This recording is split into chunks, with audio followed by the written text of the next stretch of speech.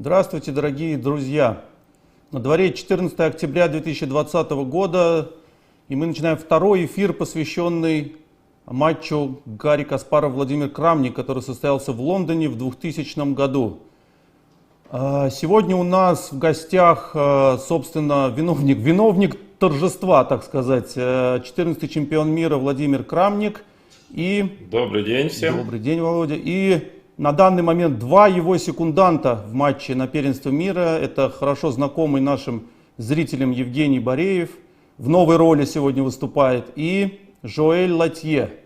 Жоэль, привет. Привет всем. Мы очень рады, что ты к нам пришел на канал.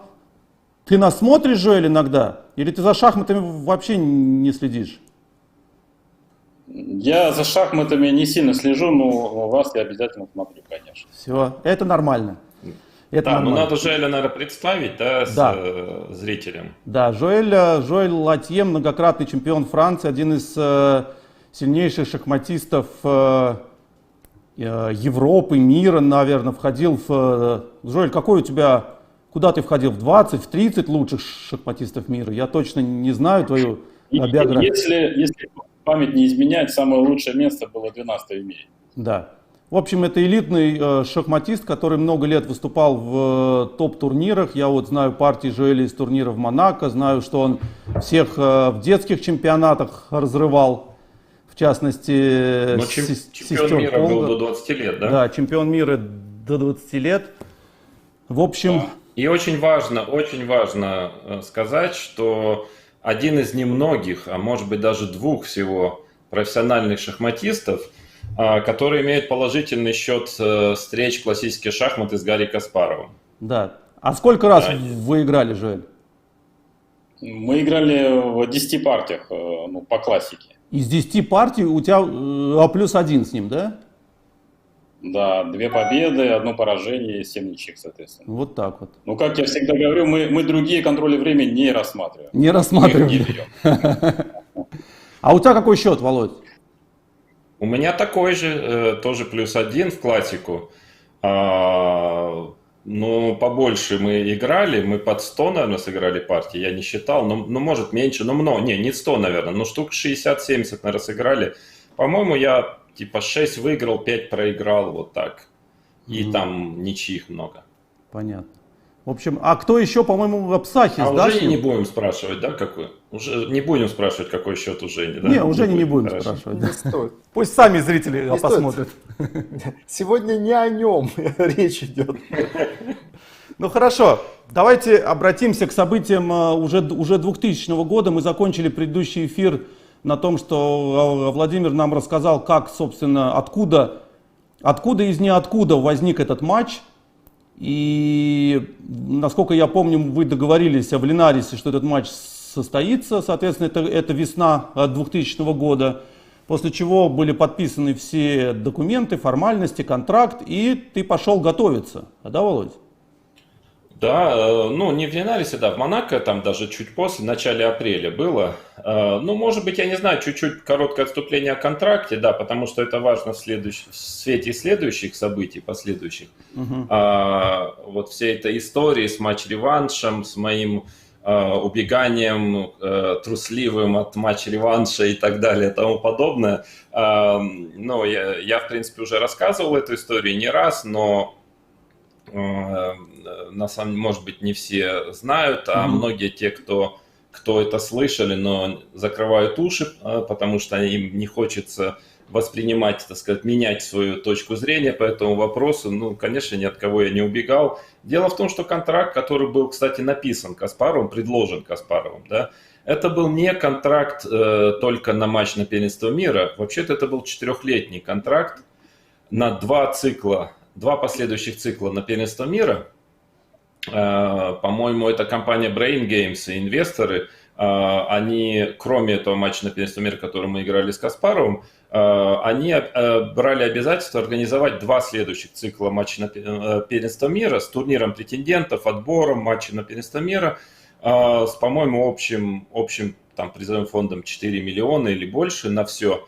Это я уже детали не помню. И все правила турнира претендентов были расписаны, кто там попадает, кто не попадает и так далее. Ну и одно из условий было в том числе подписано, скажем, нами обоими и более того навязанным, можно сказать, предложенным Каспаровым, то, что проигравший матчи в этом играет в турнире претендентов, обязуется играть по контракту, и победитель турнира претендентов играет матч на первенство мира. То есть было четко, никакого матча-реванша не было в этом контракте. Конечно же, однозначно совершенно, что если бы не было длительного контракта, долгосрочного, то если был бы просто вопрос контракт на один матч мой с Каспаровым, конечно, я бы согласился на матч-реванш, потому что, ну, просто это уже такая, да, что называется, логично достаточно дать матч-реванш. Хотя, вообще-то, матчи-реванши были отменены в 1961 году.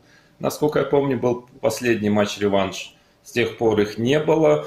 Напомню, что в 1986 году, если кому-то интересно, может посмотреть, Каспаров очень резко против матча-реванша выступал в тот момент. Ну и как бы вообще этой истории уже 40 лет как не было в этом плане. Но все равно я бы, конечно, учитывая все сложившиеся обстоятельства, с тем, что без отбора, да, вот как-то так сумбурно получилось, конечно, я бы, безусловно, играл бы матч-реванш. Ну или хотя бы, скажу так, хотя бы если бы какая-то была устная договоренность. Даже не обязательно контрактная. Для меня устная договоренность все-таки имеет, в общем-то, такое же значение, как и контракт.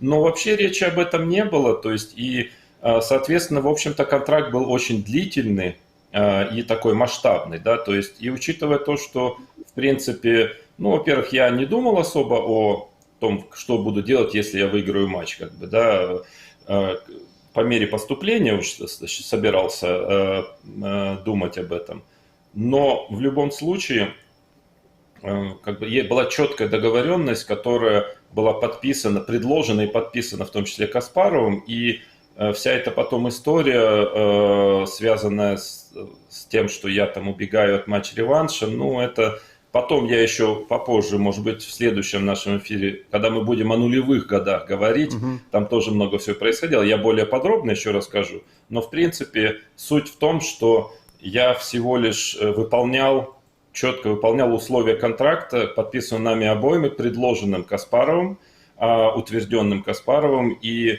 за это я, в общем-то, был жестоко обвинен в непорядочности, так скажем. Но вообще-то это дело, конечно, скажем, ну, жизненных принципов. В моем, так сказать, жизненном понимании, если ты что-то подписал, предложил сам и подписал, то как бы это все, это ты должен выполнять это. И даже если уже тебе это не очень выгодно, но это как бы точка поставлена, ты просто, ну это как бы, что называется, так вот, по фене отвечать за свои слова. Да? Отвечать за базар, вот, я бы даже сказал. Да, в моем понимании это просто абсолютно вот непреложная истина, и поэтому хотя бы вот по этой причине мне кажется, что, ну, очевидно, что у Гарри, конечно, другое, так сказать, жизненные установки в этом именно плане. Но, в общем, я на его месте, я бы просто сыграл бы в турнире претендента, выиграл бы его спокойно и играл бы спокойно матч. И как бы и вопросов бы никаких не было. Но это лирическое отступление, это на следующую, наверное, передачу. А пока нужно еще этот матч выиграть. Да, надо еще как-то его выиграть, и для этого надо собрать команду. Так.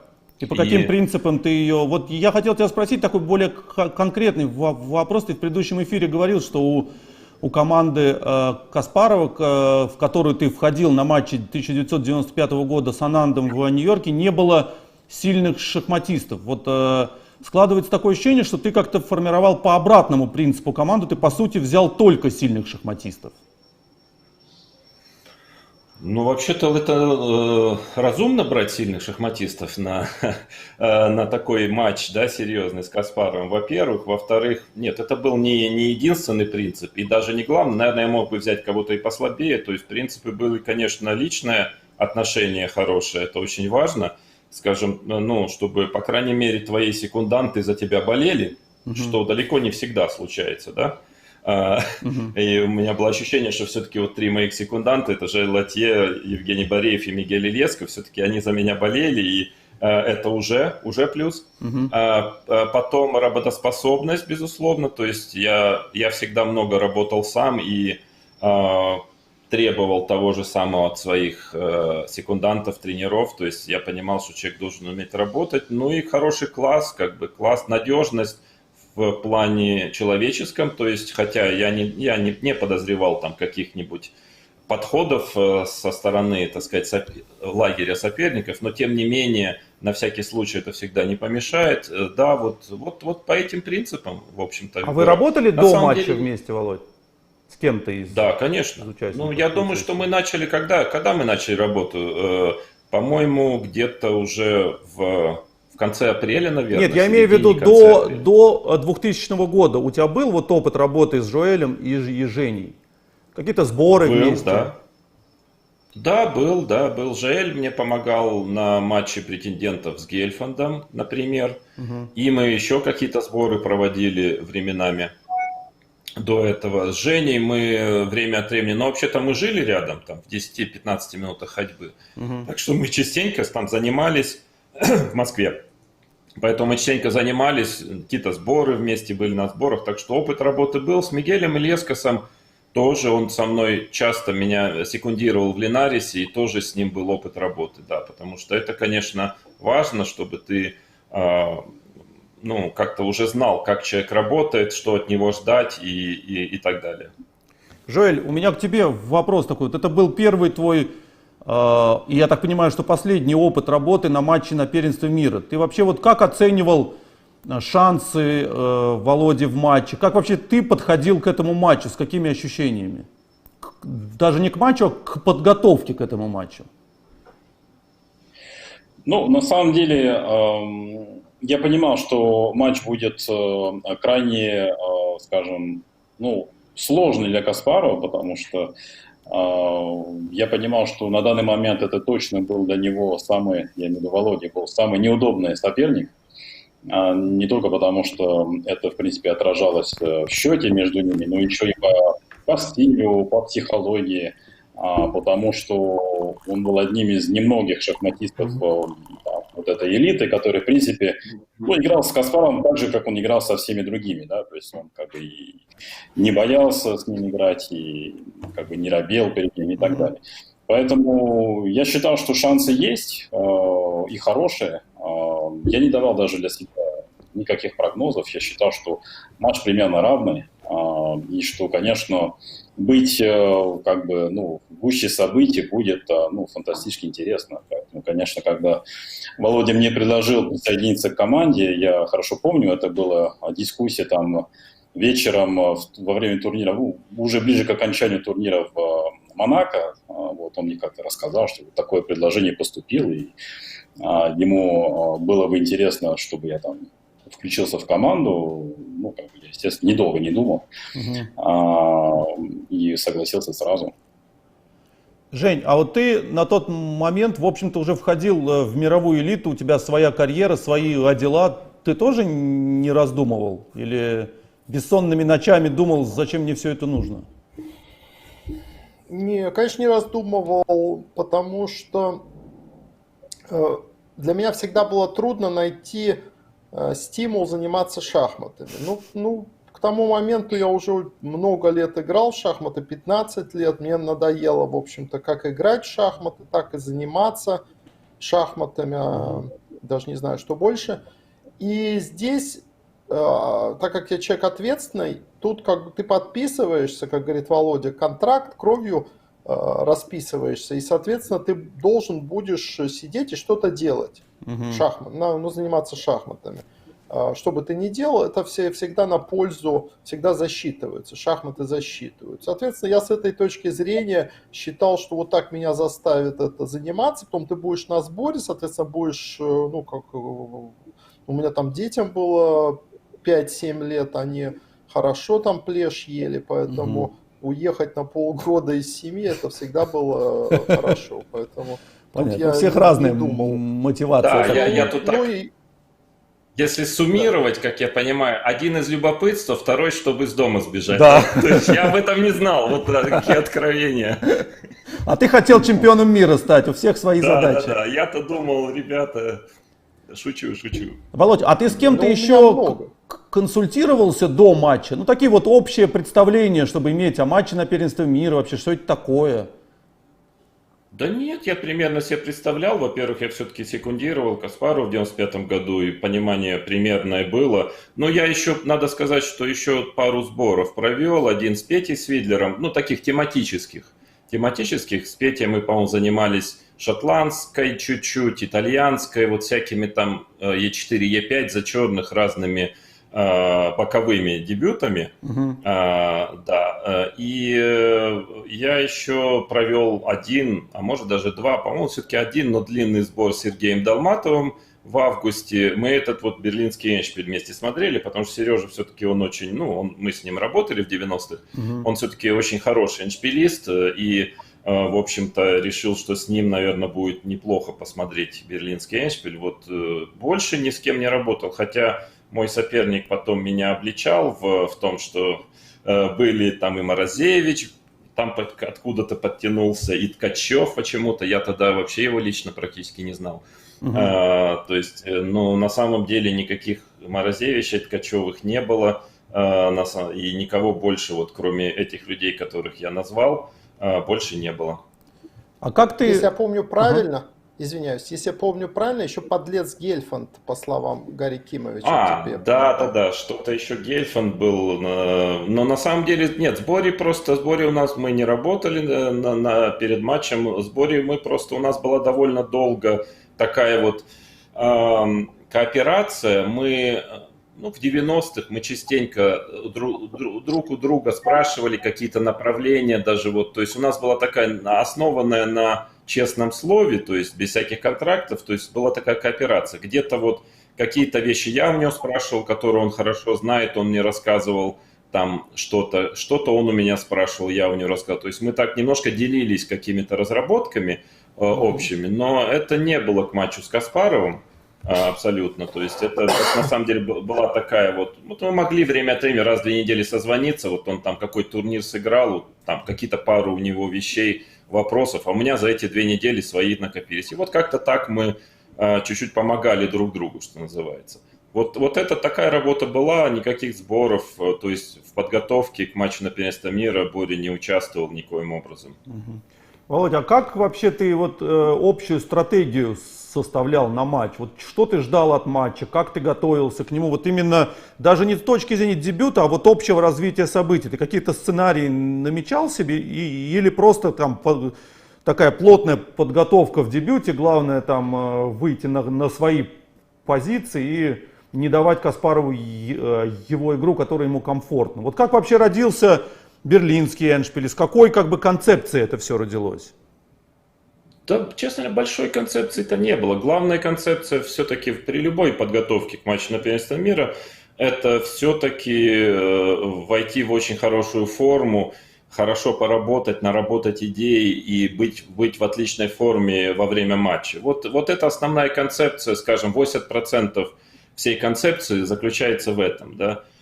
Честно, хорошо, много работать, накопать идей и войти в отличную форму. Все остальное, ну, конечно, в принципе, тут же несложно понять, что Каспаров игрок динамичный, конечно, в динамике, в такой очень счетной, динамичной игре, ну, ему не было равных, это было очевидно. И я, хотя, в принципе, не могу сказать, что я был слаб в такой игре, но все-таки я понимал, что это значит бороться на его территории.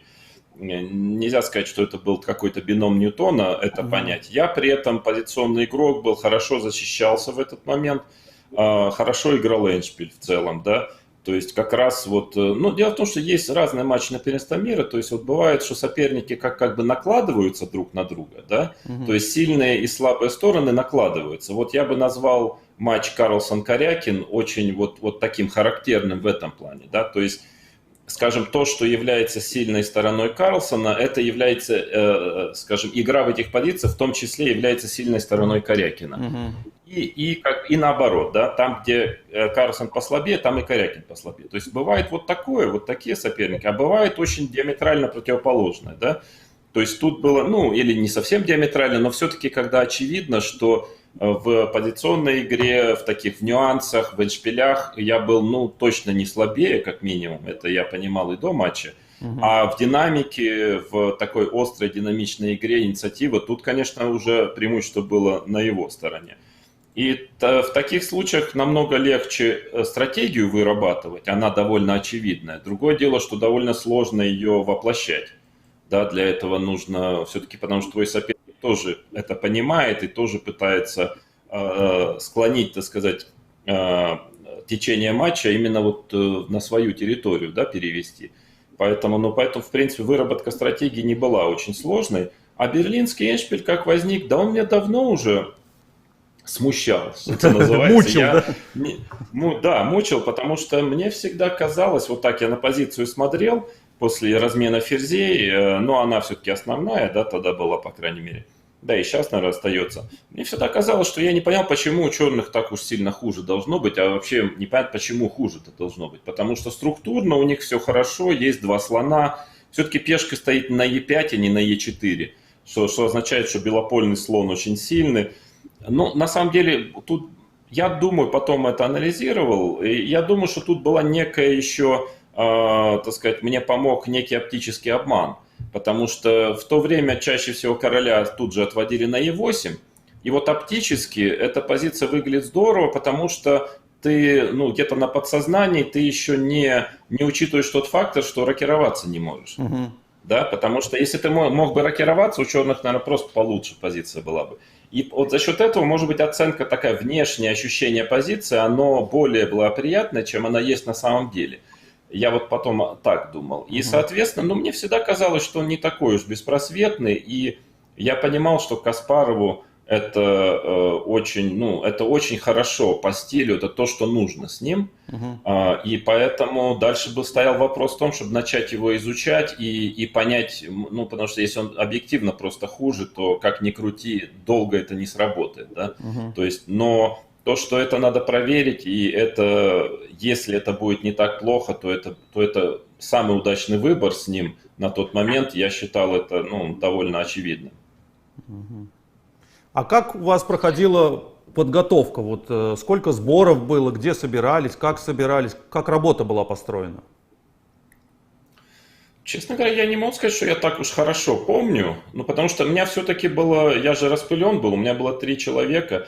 Я попробовал как-то дать, ну, я определился с дебютами, что белыми я все-таки буду играть закрытое начало, d4, потому что, в общем-то, и Жаэль, и Женя, они все-таки специалисты по закрытым началам, да и я Е4 так вот сходу поднимать было довольно тяжело, там все-таки сложные позиции, которые Каспаров играл всю жизнь, там Найдерфы, а мне вот так с листа это все-таки был бы перебор, наверное. Я решил играть белыми, то есть достаточно агрессивно, но насколько это возможно в закрытых началах. То есть играть основные линии, попробовать пытаться напирать все-таки. Но понятно, что в d4 ты не получишь какую-нибудь острую сицилианскую или вариант дракона, да, с разносторонними рокировками, что, впрочем, я и не хотел получать. Соответственно, тут было все ясно. Дальше был вопрос работы, определиться, на какой дебют, какие системы рассматривать, и начинать потихонечку их перелопачивать, потому что понятно, что у тебя может быть на каждый дебют есть изначально выбор из там 3-5, может быть, систем, которые тебе кажутся интересными, но чаще всего они начинают отсыпаться, да, потому что белыми сложно получить перевес. Тебе кажется, что вот эту систему можно посмотреть, она интересная, но ты ее неделю позанимался и понял, что там нечего ловить. Да? То есть тут очень большой объем времени нужно, чтобы в итоге вот вытащить вот эти кусочки маленькие золота, да, из земли или там песка. Вот, да, и черными, в принципе, задача была на d4, на закрытое начало играть очень крепко. Я, кажется, собирался ферзевый гамбит играть, там защиту Немцовича, то есть все такое очень классическое, что логично было против Каспарова. А вот на Е4, конечно, я играл на тот момент русскую партию, защиту Свешникова, то есть это такие очень конкретные дебюты, где дебютная именно компьютерная подготовка очень важна, и я этого не хотел. То есть плюс я понимал, что Каспаров очень серьезно будет к ним готовиться, там Раузер и так далее. Поэтому я понимал, что надо по возможности что-то другое сыграть. Испанская партия, конечно, была первым номером стояла, но дальше, опять же, я понимаю, что в испанской партии есть какие-то там классические испанские, но тут у меня опыта практически не было, у Каспарова был большой опыт. Есть разные линии со слон c5, там архангельский так называемый вариант, но там они очень форсированы. Поэтому я думал, что где-то на одну-две партии, может быть, я выйду, а вот так, чтобы на весь матч я не хотел именно поэтому, из-за этого обстоятельства, потому что я должен сказать, что у меня компьютеры-то были слабенькие. То есть, Да, то, что я хотел спросить на самом про деле, компьютеры. Ага. да, у меня был обычный лаптоп, да, то есть ничего там особенного не было. Поэтому, в принципе, скажем так, я считал, что Е4 наверняка будет Каспаров играть, я в этом был почти уверен, потому что, мне кажется, я изучил хорошо психологию, философию шахматную Каспарова, и с такими плотными игроками он все-таки чаще пытался играть Е4, все основные линии, и все-таки как бы дебютную пытаться зацепить в дебюте, причем по-настоящему зацепить, да, то есть получить перевес, новинки, какие-то компьютерная подготовка. И со мной он играл d4 время от времени, но редко он что-то там получал, в основном какие-то были ничьи. Даже когда он получал получше, ему не удавалось выигрывать в итоге. И мне казалось, что, учитывая мой дебютный репертуар, что очень логично, что я был почти уверен, что будет основной ход Е4 в матче. Поэтому я на Е4 намного больше времени потратил черными, чем на закрытое начало. Жоэль, а ты помнишь, чем ты занимался до матча? Конкретно? Конечно, помню. Расскажи по нам. сей день. Снятся кошмары, да? Моя задача была, значит, в первую очередь, Володя смотрел берлинскую защиту, но он ее смотрел не со мной поначалу, он, по-моему, говорил, да, что с Долматовым, я так понимаю, что и сам много ее смотрел. А вот, значит, я много смотрел шотландку, мы провели одни сборы с ним в Германии, помню хорошо, там где-то недели 2 или 3, и, в общем, все разные, фактически на тот момент интересные варианты в шотландской мы изучали там вдоль и поперек. Оттуда, кстати, целый мешок новинок появился. Это черными шотландку, да? Да, черными, да. Потому что Каспаров в то время играл время от времени шотландку, и мы понимали, что если, допустим, ему захочется передышка от берлинской, да, это вполне возможно как бы вариант, да, он может появиться.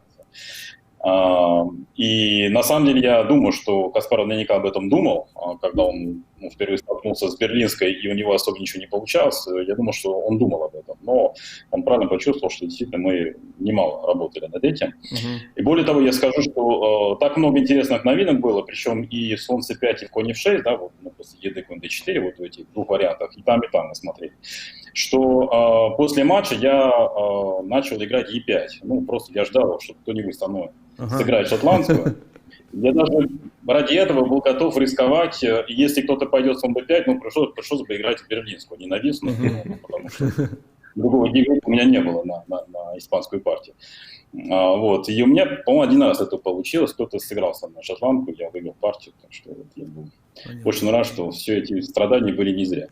В общем, возвращаясь к моим заданиям домашним, то это было точно. А потом, значит, другая часть работы была за белый цвет, значит, закрытые дебюты, соответственно, да. Я отвечал в первую очередь за Немцович Е3, классический вариант Рубинштейна.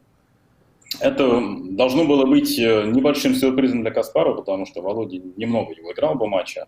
Он больше, если шел уж на Немцович, то больше ферзь c2. Поэтому Е3 мы довольно много смотрели. И с Женей, кстати, Бореем, который ко мне в Париж приехал, и практически все сборы, неделю, 10 дней этому посвящали.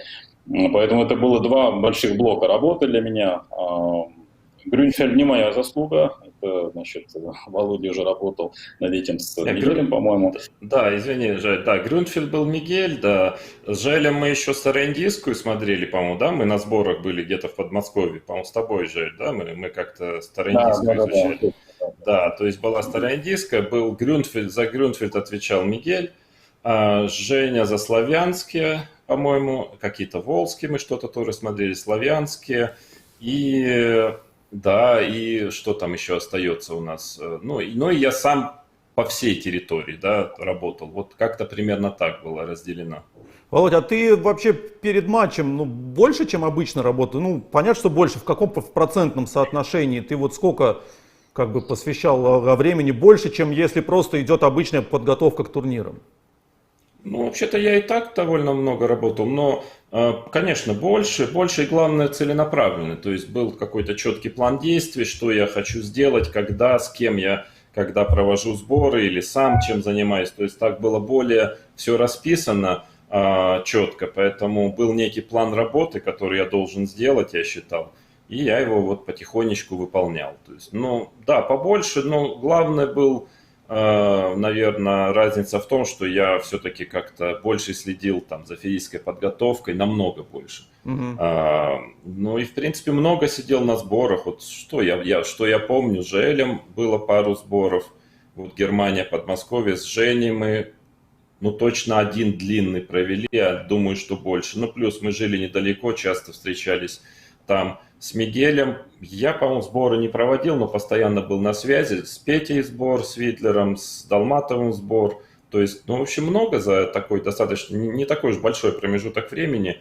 То есть, наверное, я больше сидел на сборах, а тогда я жил в Москве, у меня не было особых таких возможностей заниматься спортом где-то там, где я жил. И поэтому на сборах я также свою физподготовку подтягивал в том числе. Слушай, ну ты так вот по видео видно, что ты очень сильно, очень худой был на матче. Ты, то есть похудел сильно, да, вообще? Ты этим целенаправленно занимался, да, чтобы как бы длинные матчи выдержать? Или просто так получилось? Да, ну как сказать, дело в том, что я, не то чтобы я как-то... Мне очень хотелось показать все, на что я способен, да. То есть, если я при этом этого не хватит, и Каспаров выиграет, а может даже разгромит, ну, значит так, значит, в общем, он сильнее, значит, я не тяну на этот уровень. То есть, я не знал до матча, что будет, но что я точно хотел, это я хотел того, что потом не было сожалений, что, ну, что ж, я вот единственный раз в жизни у меня такой был случай, сыграть с великим шахматистом, матч на первенство мира, и я вот не доработал, да, вот все, что мне хотелось, это, поэтому то, что я делал, в том числе и спортивная составляющая, да, в том числе и вот то, что занимался спортом, там не было какого-то четкого плана, я должен там похудеть на столько-то, не знаю, из 10 секунд выбежать, там, не знаю, и так далее, да. На самом деле, просто было заниматься, вот, так сказать, напрягаться, то есть так вот по-настоящему, если я играю в теннис, то играть вот до там, 7-го пота и так далее. Если плаваю, то километр, то есть, ну вот, так сказать, ну, войти в этот режим, скажем, не беречь себя, не жалеть себя, а напрягаться, то есть работать на полную, и в шахматы в том числе. Вот как бы, и так получилось, что это привело к моему похуданию такому значительному, но это не было целью. Понятно. Но еще я должен сказать, да, ко всему прочему, конечно, мы забыли упомянуть, что у меня был тренер, так сказать, по физподготовке, ну, можно так назвать, можно назвать массажист, Валерий Николаевич Крылов, то есть тоже это все-таки был член нашей команды, и по совместительству он делал много фотографий, тогда это нас всех раздражало немножко, а сейчас приятно кучу иметь фотографий вот со сборов, с матча на первенство мира. Ну и у меня всегда были проблемы всю карьеру со сном, засыпанием и так далее, вот, ну и со спиной в том числе. То есть его как бы была задача это держать мою спину от каких-то кризисов и все-таки помогать мне как-то засыпать, чтобы я более-менее нормально спал во время матча. А я так понимаю, что Крылов еще, это тот самый Крылов, который еще с Карповым работал, да? То есть у него все-таки был богатый опыт работы с шахматистом на матче на первенстве мира, на ответственных соревнованиях. Да, он в том числе был в Багио, например, и он работал на Олимпиадах, массажистом был, ну, и на Олимпийских играх обычных. Он рассказывал, что он был массажистом, например, на этом известном, когда это был, какой год, да? Это Когда там 1972 год Мюнхен, знаменитый да, 3 да, это секунды. когда вот за дополнительные секунды забросили, да, Да. да. Ну, в общем, так, Баек много за свою жизнь накопил, так что, в принципе, ну, человек опытный был, да. И в том числе весь прошел Багио, в общем-то, все понимал, что происходит, и это тоже, конечно, плюс был. То есть именно потому что, ну, баскетбол или там что-то еще, и шахматы, немножко разная специфика. Мгм. Не только массажа, наверное, но и вообще обстановки вокруг, но все-таки он уже прошел такой серьезный матч и уже понимал, что к чему. Жень, а ты как оценивал шансы? Или ты уже не помнишь? 40/60. 40/60. Ну, то есть так, собственно, за счет опыта, да, ты давал 60 Каспарову, за счет... Ну я нет? уже говорил о том, что мне цыганка наколдовала. Ты все по цыганке, да? Да, я по цыганке, потому что у меня не было вообще никакого понимания, что происходит. Поэтому я пошел к цыганке, она мне сказала 40/60, но я хмыкнул и пошел, ну, типа, Интересно, смотреть. как цыганка взвешивала проценты? Обычно они говорят, либо выиграет, либо проиграет. А тут такой интересный, Ну, не цыганский может быть, ответ может такой. быть, я извиняюсь, может быть, я в проценты сам перевел. Она сказала, что шансы у Каспарова выше, но что тут тоже есть.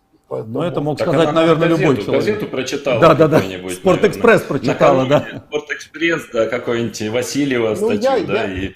Ну, не совсем, потому что я только что своими глазами видел, как ты в защите Немцовича там устроился там в Линарисе где-то с двумя конями против двух слонов. Там, Ну, это, там, да, поднялся. 97-й, кажется, год, Да, 97-й. поэтому я видел 3 твоих чудесных матча, которые ты сыграл.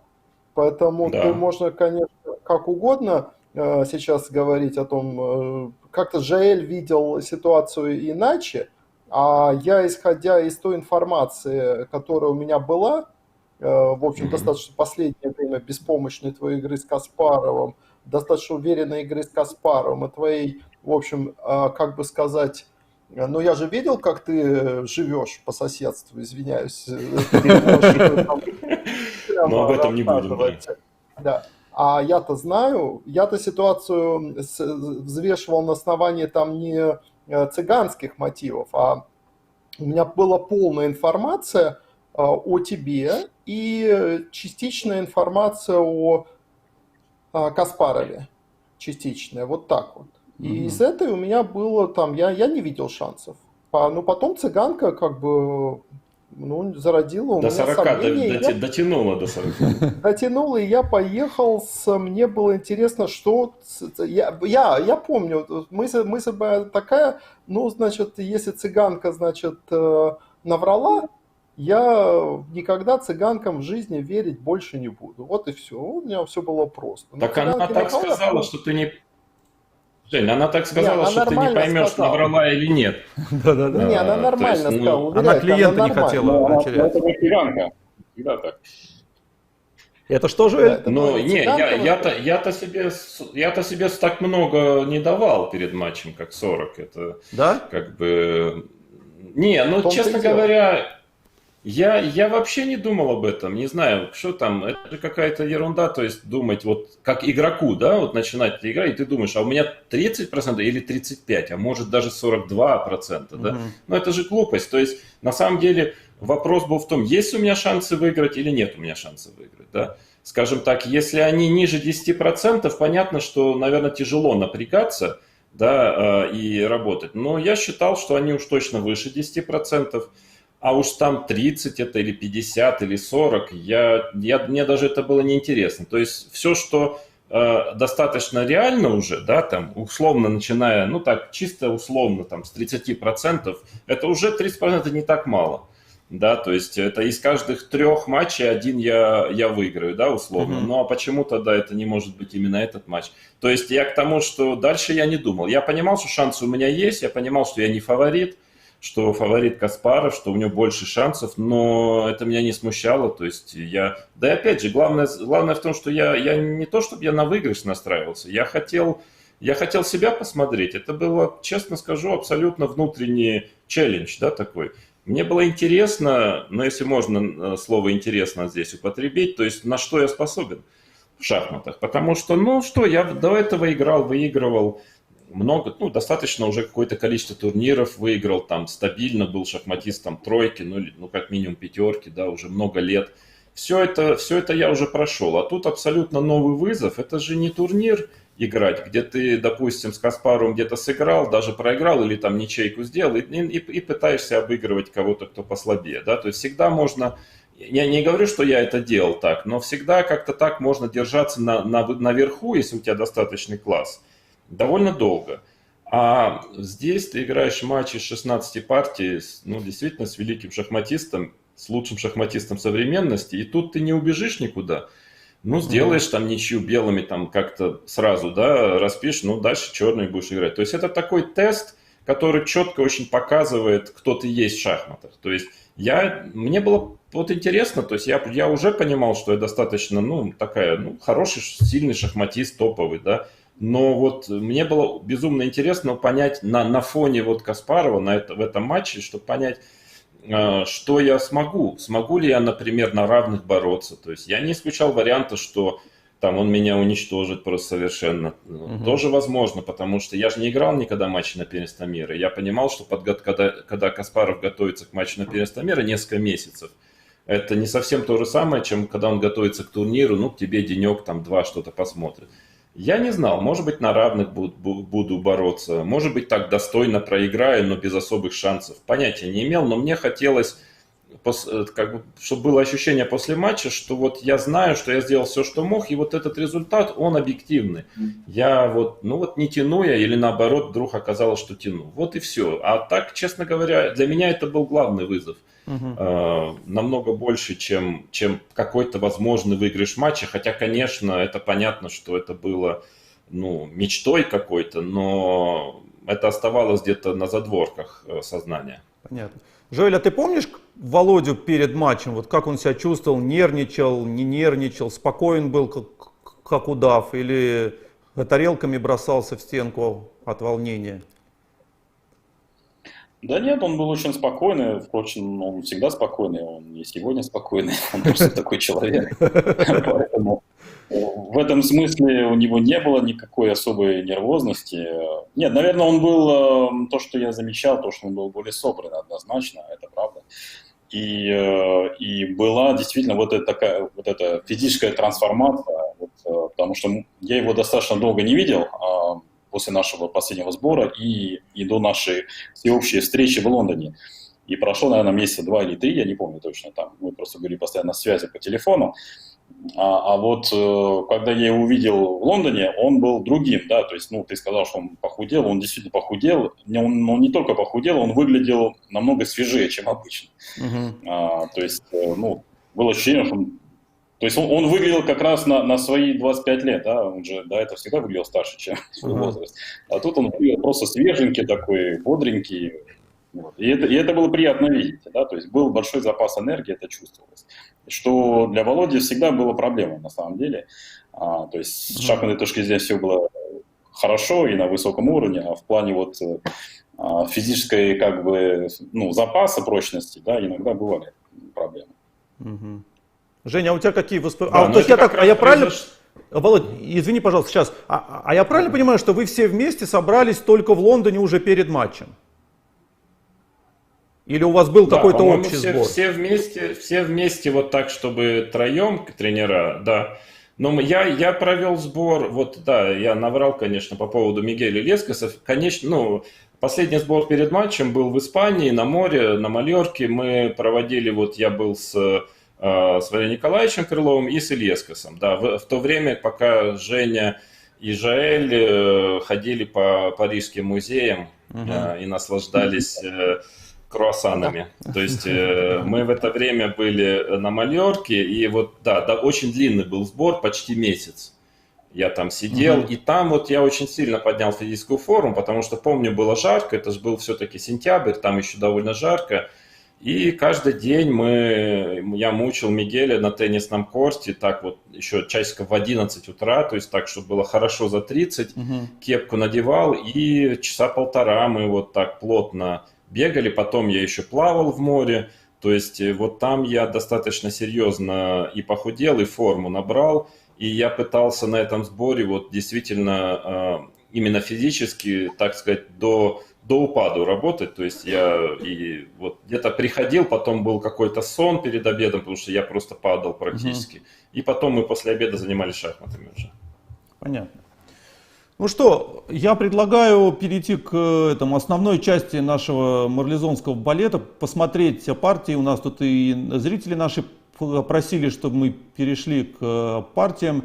Давайте покажем небольшое видео. Это, правда, видео не с начала матча. Видео с начала матча, я так понимаю, не сохранилось. По крайней мере, я нашел единственный источник вообще видео. Какая-то французская компания транслировала этот матч в прямом эфире с комментариями. Но там все видео начинается с середины первой партии, а самого начала матча я не нашел. Я где-то в интернете нашел фотографию, когда я делаю ход конь f6 в первой партии.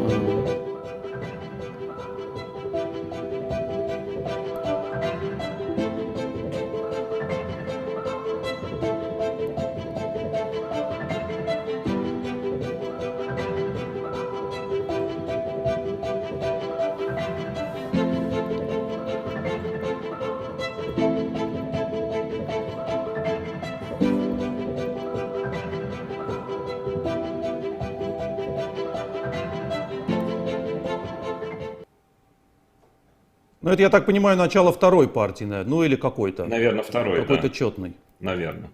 Угу. Слушай, а ты помнишь, Володь, реакцию на Берлин Каспарова? Или никакой реакции как не было? обычно, он так, немножко задумался после конь f6, то есть он такая была, то, что ты ожидаешь от любого человека, что, во-первых, конечно, он русскую ожидал, не испанскую, потом конь f6, так он как бы посидел пару минут и пошел в основную линию, как я и ожидал. Вот проблема Каспарова была в том, что, как проблема, я как-то понимал его хорошо, и дело в том, что он, если уже он играл Е4, да и вообще, наверное, и в других дебютах, он все-таки любил играть основные линии, то есть у него были некие блоки, блоки условно, да, тогда, то есть что ходы типа D3, например, здесь, да, который сейчас безумно популярен и действительно опасный ход, очень серьезный, он просто так в шахматы не играл, да, то есть вот как бы принципиально он, что значит D3 это как будто уже уступка. И хотя я помню, что мы занимались ходом D3 тоже на сборах, по-моему, с Мигелем тоже, я помню, что проблемы были в D3.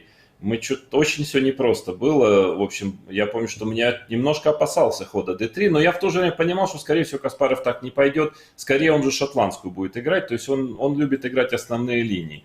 А основная линия, при том, что проблемы тоже были, но характер игры мне там нравился. То есть вот этот известный берлинский эндшпиль.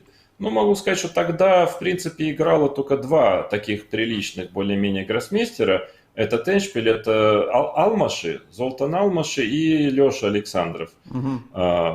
И, в принципе, неплохо у них получалось. Я вот поэтому и начал так смотреть, потому что я посмотрел, по результатам у них все было неплохо. Да. И вот, на самом деле, я начал его смотреть с королем на e8, как всегда играли до этого, но неожиданно обнаружил партию где-то уже за пару месяцев до матча Алмаши. Он применил тогда новый план, он начал уводить короля на c8. Это был абсолютно новый план тогда. И я его начал анализировать, и мне он показался очень интересным. То есть, собственно, вот, так как и произошло буквально вот до партии, этого да? король c8, буквально одна партия всего, вот Алмаши с кем-то ничью сделал так. И мы много, вот с Жаэлем, помню, много его смотрели, именно отход короля. Мы, конечно, и короля на Е8 смотрели отход, но на С8 это было очень такое что-то свежее, очень нестандартное по тем временам. Короля ставили на Е8 просто автоматически сразу тогда. То есть этот план абсолютно был нестандартный, новый, но Каспаров к нему был готов. То есть он довольно быстро отреагировал, очевидно, что он эту партию тоже видел и немножко что-то смотрел. То есть он тоже по всему фронту готовился, да? Он серьезно обычно работает, да. всегда работал. У меня не было сомнений в том, что он не начнет думать после конь f6 и что сыграть. Мне было понятно, что и тут он что-то как бы подготовил и что-то имел в виду. Понятно. И как все это дальше то есть, развивалось?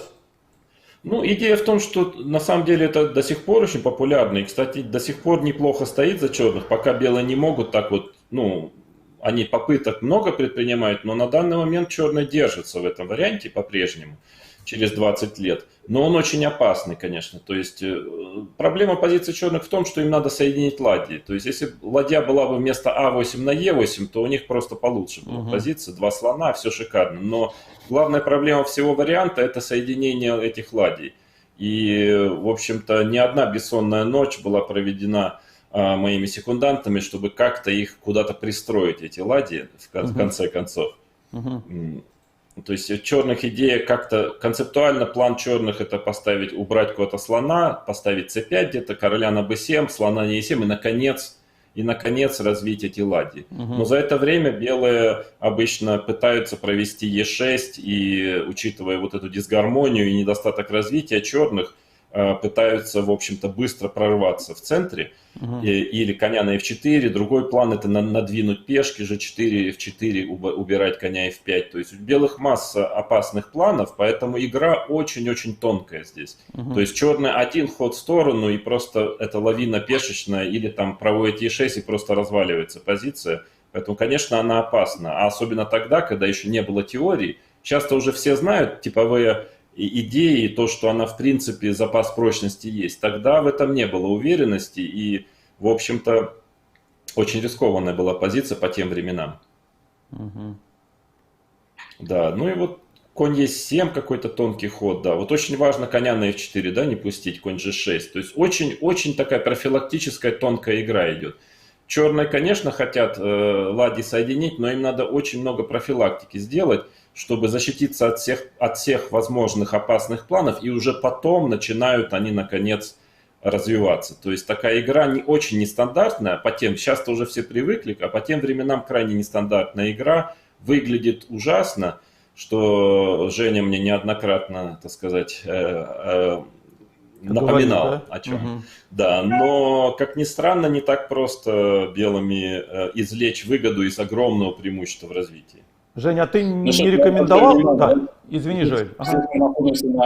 Мы находимся, может, на 12-13 ходу. Половина ходов была сделана одним конем ученым. Да. Конечно, да. Игра очень странная. Прыгает конь, король где-то на c8, b6, вроде готов на b7, они выходят, пока ладьи не соединены. То есть игра очень странная. Поэтому, конечно, наверное, по этой причине этот вариант и считался очень сомнительным, потому что выглядит это все странно.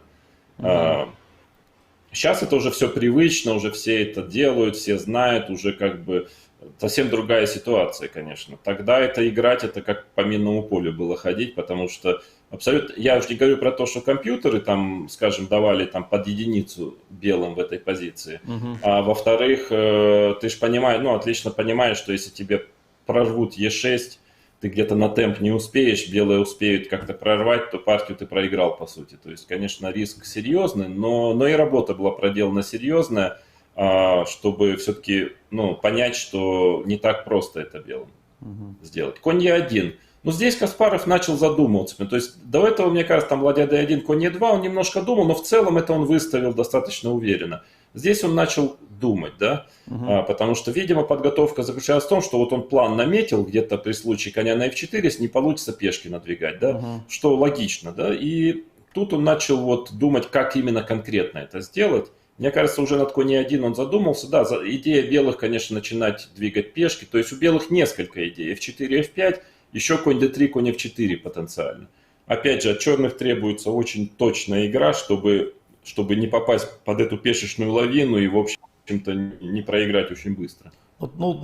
Я так понимаю, что и конь f4, f4, f5 это все связано с идеей e6, да?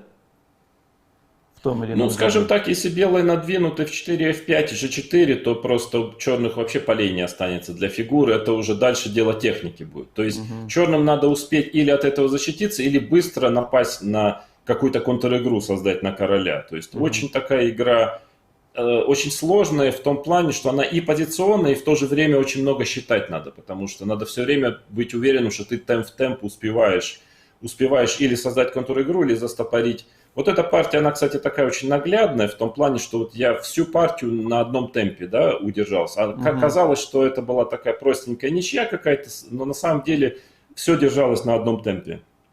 То есть одного хода не найдись, и, в общем, все бы могло посыпаться. H5, что там он сыграл? Конь D3. Видимо, F4, там как-то на F4, видимо, я конь H4 успеваю конь F5 перевестись, да? Я думаю, что в этом идея. Что конь F5 напал на E3, и мне надо успеть пешку на H4 поставить при этом. Если я успел поставить конь F5, H4, слон E7, C5, все, у него нет прорыва больше. То есть F4 один из планов, но здесь я успеваю вот таким образом, ходом конь H4. Поэтому а конь вот после конь D3, да, теперь он по-прежнему хочет где-то F4, но и конь F4, да, то есть оба ресурса есть. То есть мне надо аккуратно защищаться по-прежнему. Но теперь уже менее опасно F4, потому что пойдет конь на H4, конь на D3 все-таки стоит больше, чтобы сыграть конь F4. Что я там сделал, я уже не помню. C5, да, то есть идея в чем, что на конь F4, C5 минус, конечно, очень ход полезный, но минус в том, что ослабляет поле D5, то есть теперь может конь где-то зайти на D5 в этих позициях. Что, видимо, и было сделано, да, на C5, или как сыграл Каспаров, я уже C4. Не помню, честно. C4, пока, да, очень типичный ход, тоже закрепляет. На всякий случай, где-то иногда черные хотят пойти C4 в этих позициях, BC, слон E6. И он как бы так вот структуру фиксирует. То есть, ну, если белые там делали какой-то ход, например, ну, пусть король H2 условно, да, можно поставить, то я не исключаю, что у черных есть уже ресурс C4, BC, слон E6. А второй ресурс это пойти А5, да, или второй ресурс очень типовой в этих позициях, это пойти А5 на король H2, например, вместо C4. И теперь моя задача, если я успею пойти А4, АБ, то у меня ладья включается по линии А в игру. Я вот соединяю ее таким образом. А на А4 есть ход С4. И если белые пойдут здесь А4, то С4 и провисает пешка, да, уже. То есть я цепляю этот фланг, да, начинаю цеплять фланг. Поэтому С4, на самом деле, ход такой с идеей на А5 пойти, вот как он сыграл, на А5, А4 закрыть фланг, то есть если опять, а по-моему я где-то скоро и пошел опять. Ну, сразу то есть пошел, не дать активизировать, да, опять А4, то есть идея не дать активизировать ладью. Единственное, что теперь, то есть, ну, очень много нюансов, да, в этом эшпиле теперь где-то ослабляется пешка b3. В случае хода слон f5 иногда у меня начинается угроза слон c2. То есть, видишь, как много таких тонкостей, нюансов, то есть где-то у меня появляется слон c2 идея в каких-то вариантах. То есть очень много нюансов тогда. И мы в то время должны были все эти нюансы как бы сами до них доходить. Сейчас это все уже известно более-менее. Как я там сыграл теперь? Да, вот, видимо, именно в этом и идея, что теперь на ход конь f4, если белые играют конь f4, то, видимо, идея в том, что я могу забрать и пойти слон f5. И вот очень важно, что я опять a4 включил, потому что грозит слон c2. И это очень важный темп. А например, на ход ладья d2, чтобы защититься от этого, я могу, наверное, пойти слон e7 и грозит слон g5. И я успеваю защититься от прорыва e6 здесь. И мне осталось там всего ничего, соединить ладьи, и позиция уже нормальная. Так что вот такие нюансы довольно важные. Да, опять А4 было важно включить. Я уж не помню, как он. Где-то он F4, по-моему. Конь C3. Он ведет коня на D5, да. Ведет коня на D5, и после чего мне немножко сложно фигуры развивать, да. То есть тоже очень логичная игра. На самом деле все еще вопрос темпов здесь. То есть мне надо успеть по темпам, да, как тут слон E6. Но я хочу король B7, свой план провожу. Очень важно, что на ход F4, когда он ходит F4, у меня есть уже ресурс ладья H5 такой. Тоже довольно нестандартный. Ну, как и слон F5 тоже, но ладья H5, вот защищая поле F5 ладьей. Так вот неожиданно защищаясь от F5. И, ну, кроме других ресурсов, наверное, конь E7 тоже есть ход. Но так или иначе, да, я как-то вот вроде я вроде успеваю более-менее закрепиться здесь. Значит, как там я сыграл? Ты конь сыграл F4 было сыграно, да? Король B7. Нет, конь D5. Да, конь D5, король B7. Да. Теперь он хитро очень маневрирует конями. Идея белых коня на Е3 привести, и F4, F5. Да, вот так вот, каким-то неожиданным таким образом. То есть белые, опять же, в этой позиции у черных пока еще ничего не развито. Если белые успеют F4, F5, то будет плохо дело. А он так и сыграл, То есть да. и вот идея коня перевести на E3 и, наконец, прорвать F4, F5. Ладья H5. Что он, наверное, и сделал, да? Да, и вот важнейший ход ладья H5, на нем все держится. Если бы не ладья H5, то позиция черных могла бы рассыпаться, потому что грозит F4. Если было пойти конь E7 вместо ладья Да, вот я H5, хотел спросить, что на да, конь если E7. конь E7, то теперь вот не сыгранный F4, и есть ход конь F4 очень неприятный, и поле F5 он забрал тоже. И непонятно, слона, то есть если я меняю этого слона на коня, это всегда хуже. Да, то есть всегда а слона некуда девать, да, то есть слон F5 нет хода. То есть он достаточно тонко играл, Каспаров. Ну, тут я просто заберу на F5 и ворвусь на D7, и все, да. То есть он достаточно тонко играл, все держалось на ходе ладья H5, который, конечно, я должен был предвидеть заранее. И главное, и теперь, если он пойдет F4, я уже хожу конь E7, и нет ресурса конь F4, да. То есть и вот после этого, да, это важнейший момент, что именно я вызвал F4, F5 я уже забираю, и все, я наконец заблокировал. И таких каких-то ресурсов игры на выигрыш вот у белых уже мало после ладья H5, потому что вот успел буквально вот на подножку поезда На флажке. вскочить, да, то есть, ну, казалось бы, хотя на самом деле все работало, да, все как бы все было правильно, но так объективно это все держится, не так все просто было, скажем так, как могло показаться человеку со стороны. Да, слон c3. А слон c3 это И куда? что тут? Этот выжидательный ход, мне ход трудно сделать, просто полезный ход слон c3. И дело в том, что мне по-прежнему не просто сделать ход, потому что если я играю слон e7, уже f4, у меня нет хода конь e7. Да? То есть уже нет хода конь e7. Если я хожу конь e7, попадаю под конь f4. Ладья с h5 тоже особо не ходит, потому что f4. То есть на самом деле у меня такая полупатовая позиция, но, к счастью, я могу, по-моему, ладья e8, да. Полезный ход сделать. Ладья e8, и где-то тут он ничью уже скоро предложил, насколько я помню. Ладья d2, король c8, так ты на месте стоишь, да? Король c8 тоже очень такой логичный ход, довольно важный, потому что я хочу... Я по-прежнему держу f4, конь e7, хочу пойти ладья d8. Очень, и теперь по линии d я поменяю одну пару ладей, и все становится уже намного легче. И главное, у белых не видно ресурса, как усиливать позицию, да, то есть все как бы f4, вот если не пройдет, то не пройдет. Но да. он сыграл f4, f4. по-моему, может быть... Да, я пошел конь e7. И на конь f2, конь f5, и, видимо, с предложением ничей, да? Да, ты сам я предложил предложил ничью, да, Володь? Наверное, я думаю, да, я так, не помню уже, но по думаю, ходам что да, вроде. конь 5, но я уже увидел, что все, я заблокировал. Ну, в принципе, она это разумно, потому что объективно позиция просто, по сути, такая позиционная ничья. То есть все забито, он уже не проводит ничего. Дальше я развиваю слон на e7, и ну, просто нету ресурсов у обоих сторон игры. Ну и, конечно, для меня первая партия была очень важная, потому что я играл ее черными. Первая партия матча на первенство мира, это вообще другой...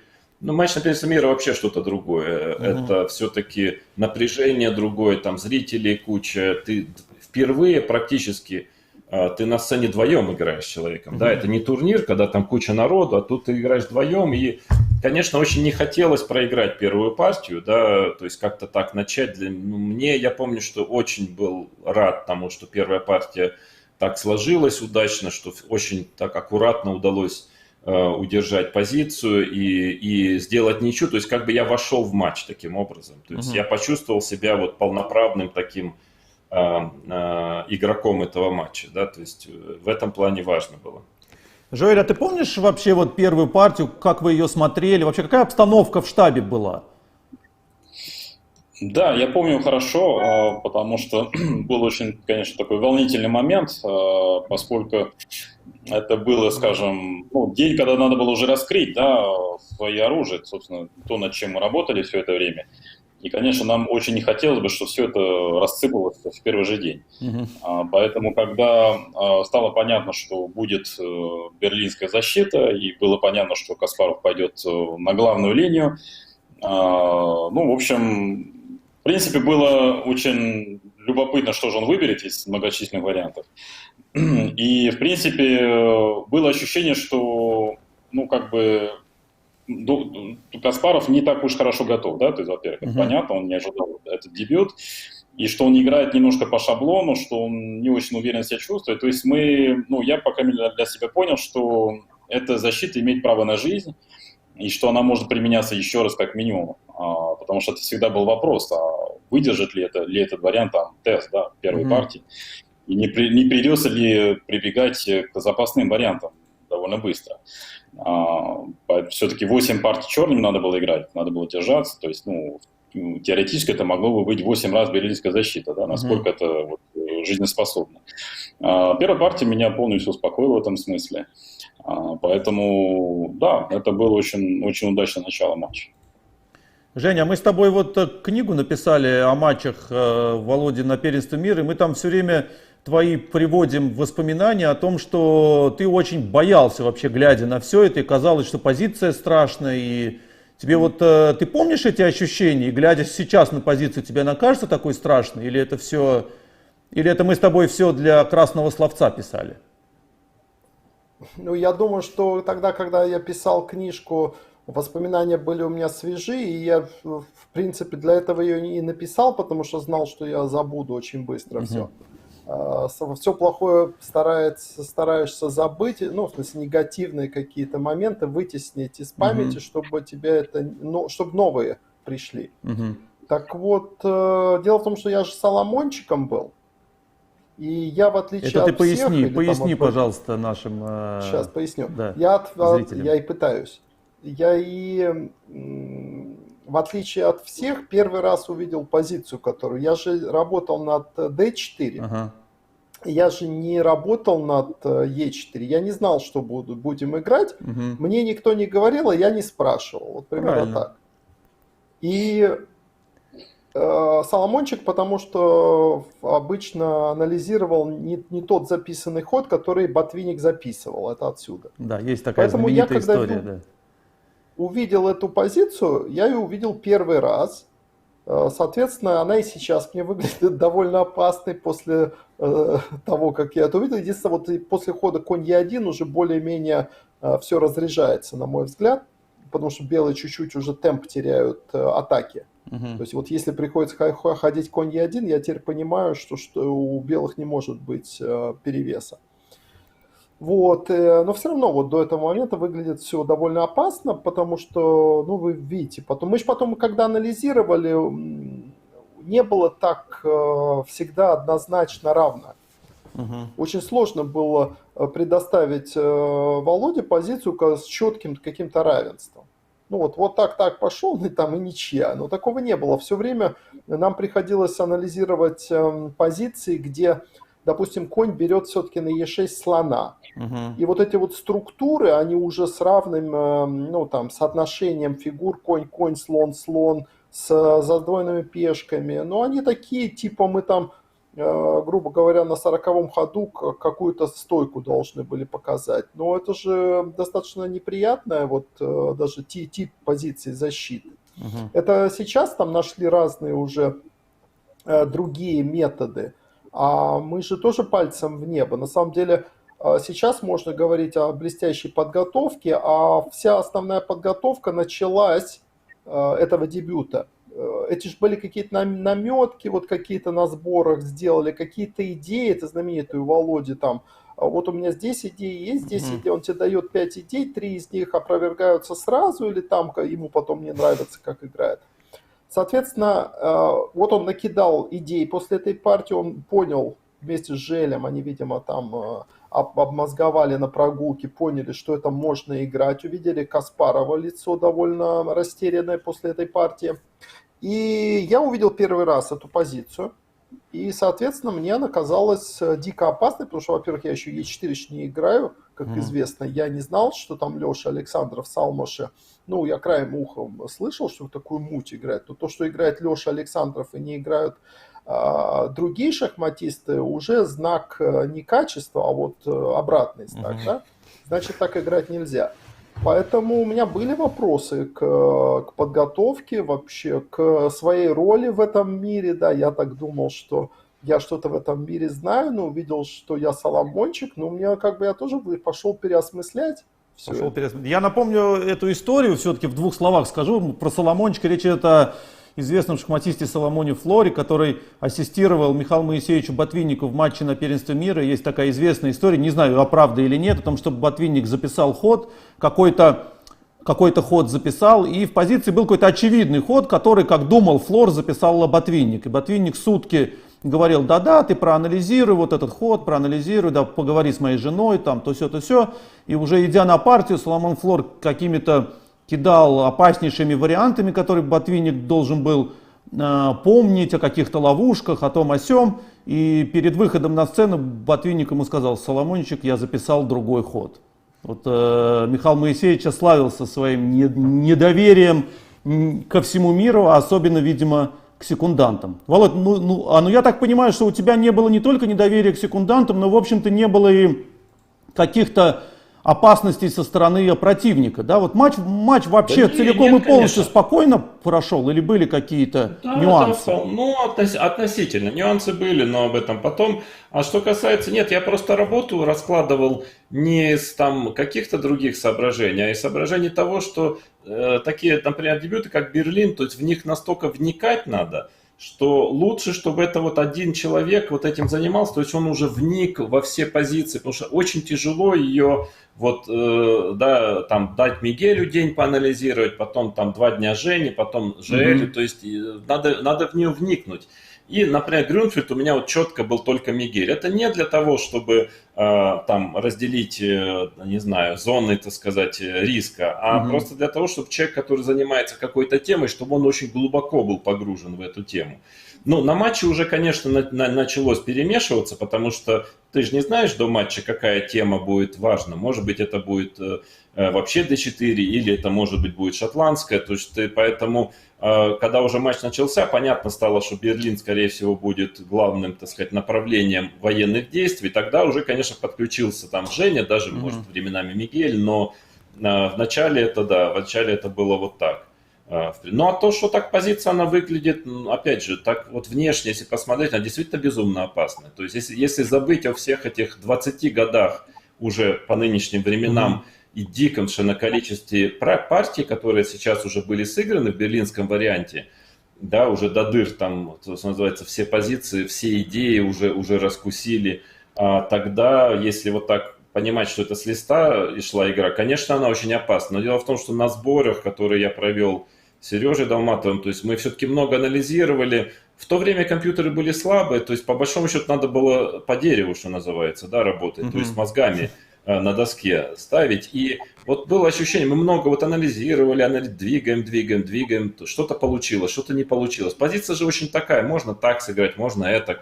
То есть и вот в процессе вот накопления вот этого опыта двигания фигур по доске, все-таки возникло ощущение, что вот запас прочности какой-то у черных есть, и что очень непросто белыми. То есть, по крайней мере, что было важно, у меня не было ощущения, что вот как-то совсем простой игрой фигуры расставил, коня на f4 перевел, e6 провел и до свидания. То есть, этого у нас в анализе не получалось. Но иногда очень хитрой игрой с проблемой ставить получалось, да. Но что тут делать? Проблемы везде будут, если Ну, ты черным с Каспаровым играешь. то есть, по сути, ты все-таки хотел лишить его какой-то конкретной форсированной игры, да, чтобы не попасть вот на эту бом-бом-бом и безнадежно. Опасался Да, ты вот, ну и да? что-то этого? новое. Что-то новое сыграть, все-таки какая-то концептуально новую позицию, нестандартную, да, и потому что, опять же, он же матчи на первенстве мира играл, те же испанские, ну сколько он их наиграл, там, с Карповым, у него же кроме уже наработок имеющихся, но и колоссальнейший опыт, то есть, а тут вот очень сложно найти было позицию вот новую, вот совсем какая-то нестандартная, она не наигранная еще, ни им, ни вообще шахматистами топ-уровня.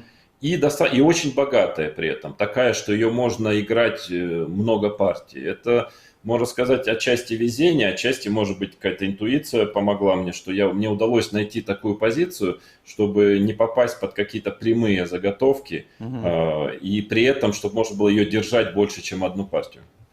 Хорошо, ну давай, ты вот упомянул Грюнфельда, давай перейдем ко второй партий. Первый белый цвет. Ну, Грюнфельд, я так понимаю, это основная была работа белыми, да, с d4, потому что Каспаров его Да.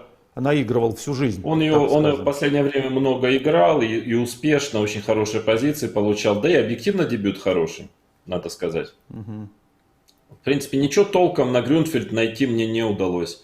Конечно же, как и ожидалось. Но я решил, я систему со слон e3 в разных вариациях решил готовить. И с конем на f3, и без коня на f3. Она, она здоровая. Мне она чем понравилась, что она здоровая. Очень, то есть разумная, здоровая, не очень форсированная, в отличие от системы там со слон e2, ладья b1, там просто уже игра ход-ход идет, и там значение компьютерной подготовки решающее. Да? Слон e3 все-таки позиционная игра, особенно перевеса там нет, конечно, но есть запас прочности и часто возникает эндшпиля. То есть я считал, что это здоровая, такая система, можно ее сыграть. Честно говоря, на Грюнфельд я считал, у меня есть на 2-3 партии, может быть, идеи, дальше там по ситуации. И, в принципе, она до сих пор, она популярна, до сих пор, опять же, ее играют. То есть интуитивно у меня был, наверное, хороший выбор, потому что, в принципе, она по-прежнему какие-то проблемы здесь ставит. И я много еще после матча играл и очень успешно эту систему. То есть она, наверное, такая достаточно неприятная для черных, в том плане, что белые очень здоровую игру показывают. Все-таки у них центр, и черным надо очень аккуратно играть, чтобы не попасть под пресс. Ну и теорий, правда, очень много. Уже тогда было, а уж сейчас тем более. Ферзь d2. Вот слон g4 сыграл Каспаров. Дело в том, что у него мало было партий на эту систему. И вот он играл слон g4 до этого. Там получилась какая история, я это в книжке рассказывал, да, кажется. То есть я думаю, что он сыграл слон g4, наверное, подготовившись по моим партиям в интернете. Я там в Блиц немножко играл в интернете, где-то за год до матча. Еще когда не было вообще матча. И я был у Бори Гельфанда на сборах. Просто мы с ним в Израиле, мы с ним вместе сидели, занимались. Как-то так получилось, что мы с ним занимались Грюнфельдом. И вот эту идею, которую я применил в этой партии, мы ее еще за год до матча мы ее наработали. Но абсолютно не к матчу, просто мы вместе занимались шахматами. И ладья b1, и потом ладья b7, вот эта идея. И нам не удалось найти четкое уравнение здесь, хотя очень сложные игры. И я как-то играл, по-моему, с Шировым в блиц-партии в интернете. И я отлично понимал, что, конечно, Каспаров их выудит и изучит. И, в любом случае, я же не буду показывать в блиц-партиях какие-то там реальные идеи. Поэтому я здесь играл ладья c1 постоянно, раза 3 вместо ладья b1. Я играл ладья c1, это беззубый ход, в общем-то, и, кстати, выигрывал партию, то есть я был уверен, что Каспаров по ним подготовился к этому, и, вот эта история, которую его секундант Андрей Харлов говорил, что там ладья b7, он поверил Иванчуку, это, скажем так, это восприятие Андрея, потому что, скажем, он так это видел, но я абсолютно Каспаров, чтобы кому-то поверил просто на слово. Ясно, что он все это анализировал, но что-то не досмотрел немножко. И, конечно, он рассчитывал на ладья c1. Это ход, который, кстати, достаточно такой обоюдоострый. Тут можно и хуже получить. Поэтому ладья b1, видимо, он конкретно сыграл эту линию именно под ладья c1.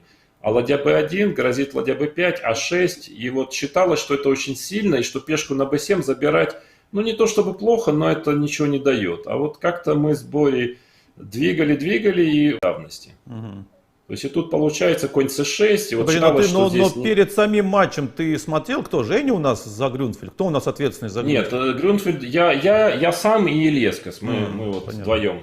Нет, мы смотрели там множество других линий. Это не держаться за черных, но такая неприятная. И вот как раз то, что не любит Каспаров. Нужно аккуратной защитой ее потихонечку удержать. И это, в общем-то, не его конек, скажем так. Да, рокировка. И вот эта позиция, кажется, что, ферзь d2, конь бьет d4, и что там, согласились на ничью. А вдруг оказывается, что за счет двух слонов и где-то потенциально слабой пешки А еще ничью надо делать в этой позиции. И Каспаров довольно много времени тратил. Или же слон бьет d4, вот тоже такой ресурс тактический. И вот вроде все очень близко. Вот слон d5 это очень важный ресурс, иначе бы ничего не было. Вот на этом, в принципе, держится вся идея. На том, что есть ход слон d5. И как-то оказывается неожиданно, что не так просто черными уравнять здесь. Мгм. Да, это все, ну, на самом деле он неплохо играл, конь d4, то есть это, он мог перейти в эндшпиль, где-то разменяться на d2, такой немножко неприятный, может быть, он держится, но долго надо держаться его. Он сыграл, вот пожертвовал пешку в ответ, здесь это я уже, по-моему, не смотрел, я просто видел, что могу забрать пешку, ну, выиграть трудно, но пешка все-таки, да, Мгм. и в принципе и все, да. Но на самом деле дальше очень так игра развивалась форсированно достаточно, ладья А7, Побил, потому побил. что, конечно, у меня лишняя пешка, но разноцветные слоны, и плюс все-таки структура испорченная. То есть, на самом деле, ничейные тенденции довольно серьезные, и надо очень-очень точные ходы делать белыми, чтобы получить какие-то шансы хотя бы на выигрыш. Мне кажется, вот эту часть партии я хорошо провел, несколько очень точных ходов сделал, чтобы не дать ему сразу раскрутиться и сделать ничью. Ферзь d8 как-то, да, он ферзя на h4 переводит. Ну, тут, что называется, не повезло, потому что часто бывает, что в таких позициях черный, ну, вот вопрос по темпам, они успевают или не успевают. Вот ему чуть-чуть не успевают в этой позиции черный. Хотя, казалось бы, ну, могло получиться так, что они в темп успевают сделать ничего, но вот где-то не получилось. Ну, какие-то точные ходы понадобились для этого, да, ферзь Ферзь c3. c3, это Ну, что ты планируешь тут? ну, мне нужно ферзя как-то активизировать. Куда-то я его на f3 перевожу, чтобы он защищал обе пешки. И в итоге где-то пойти e5. То есть, нет, да, после ферзь f3, Ферзь c3. тут очень важный был момент один дальше, как слон b8, ферзь f3, как там было Ферзь сыграно, h4. ферзь h4. То есть очень темповая идет игра, да. e5 я должен, видимо, ходить. И g5. И вот На f4 висит, да? иначе висит пешка на f4 сразу ничья, e5, g5, и вот здесь он даже по своему, ну то есть это все правильно, по своему признанию он недооценил вот этого очень тонкого хода ладья e1. Он считал, что таким образом он делает ничью, и кажется, что вроде действительно он забирает наконец пешку обратно, и совсем уже не остается материала. А вот неожиданно оказывается, что после ладья e1, ферзь размены и e6, белые сохраняют лишнюю пешку тактически, и этот эндшпиль, несмотря на то, что материала мало, он достаточно тяжелый, то есть очень неприятный для черных эндшпиль. Вот это такой нюанс, который он, наверное, еще жертвуя пешку, где-то недооценил.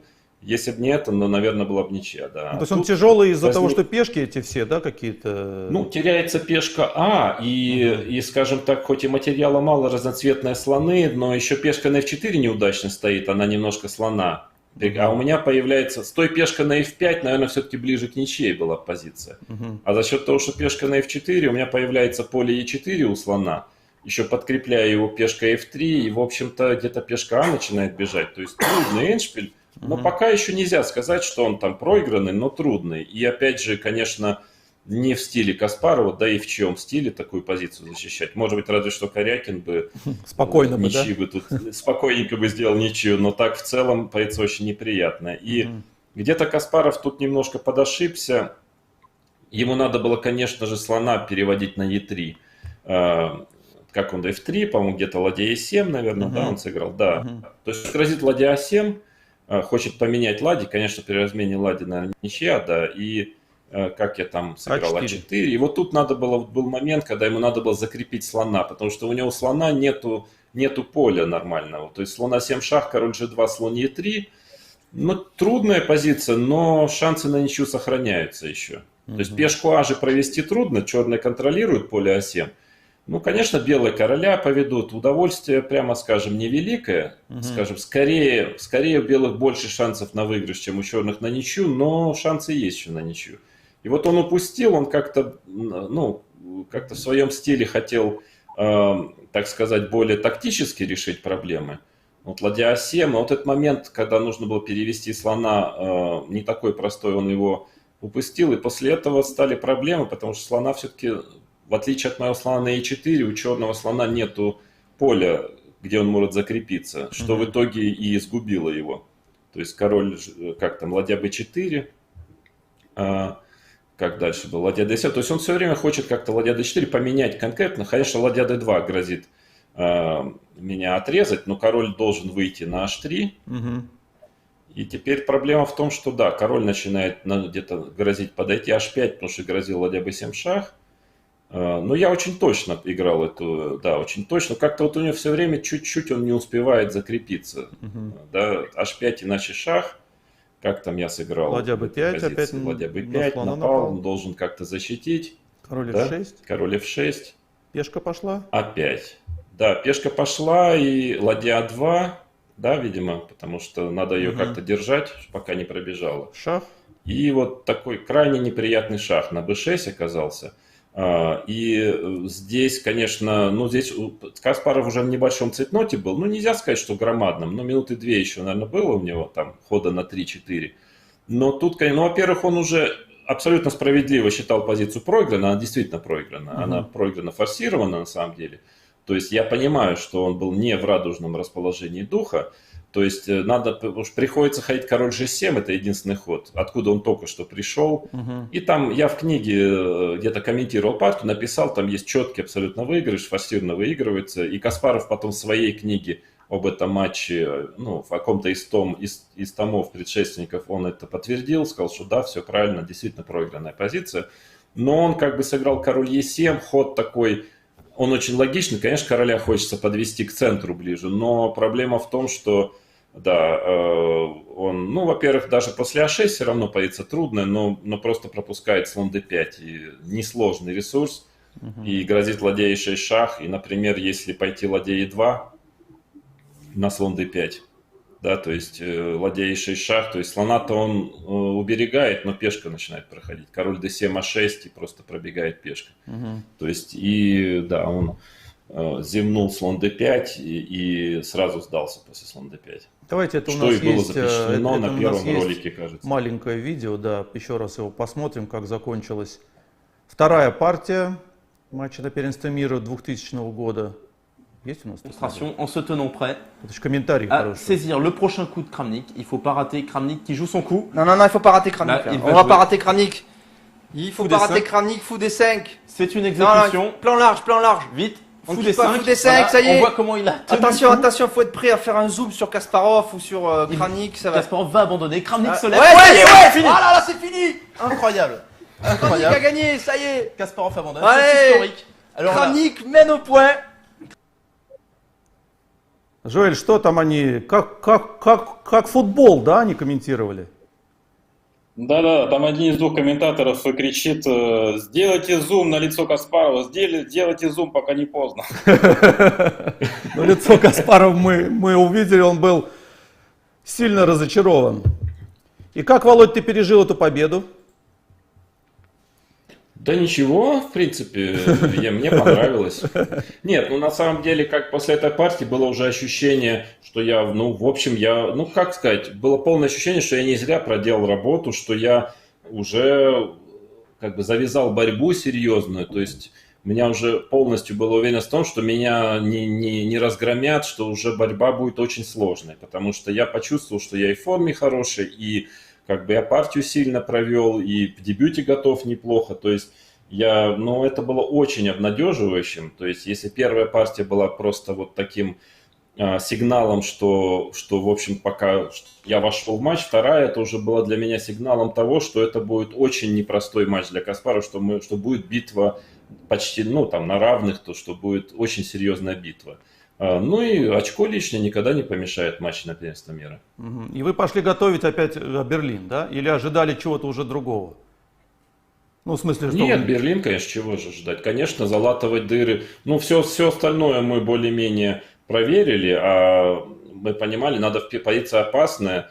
Я помню хорошо, мы жали много, вот как раз с тобой, по-моему, жали, мы ее перед третьей партией анализировали и крутили, потому что, ну, понятно, там же куча разных отходов, конь то на H2, то еще куда-то, чуть-чуть что-то не досмотришь. Теперь-то уже понятно, что он со всей своей бригадой, компьютерами там и тренерами будет ее изучать досконально, и можно попасть под разработку, и как мы вот видели по первой партии, там же что-то не досмотришь и сразу получишь. То есть, кстати, по поводу бригады, да, как бы, ну, Гарри Кимович, он жаловался, что у него была слабенькая бригада, там, не знаю, что мне помогали там очень многие в интервью. Ну, так он как бы на эмоциях, то есть, ну, догадки такие были у него. На самом деле, как я уже сказал, вот все, кто мне помогали, я об этом уже упомянул. Компьютеры у меня были обычные, даже не было стационарного, просто лаптоп был. Только на матч я как-то стационарный притащил.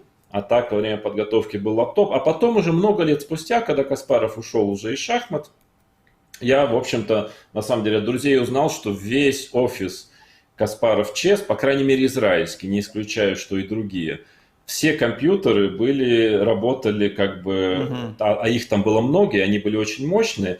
И шахматисты, которые там были, там был Борис Аврух, Борис Альтерман, то есть весь этот Каспаров Чес израильский офис, в общем-то, секундировал, скажем так, Каспарову на матче, то есть поэтому говорить о том, что у него была слабая команда или там что, то есть то, что, по крайней мере, в компьютерах у него там была такая мощь, которая мне и не снилась близко даже, да. А в чем проблема? То есть там, Я вот не очень понимаю суть обвинений, что, ну хорошо, на тебя, например, работало 15 человек, и что? Нет, это не обвинение было, это не обвинение, это было больше, скажем, ну, может, оправдание, как, почему это произошло, да, то есть, но на самом деле у меня, опять же, по качеству шахматистов, конечно, было посильнее.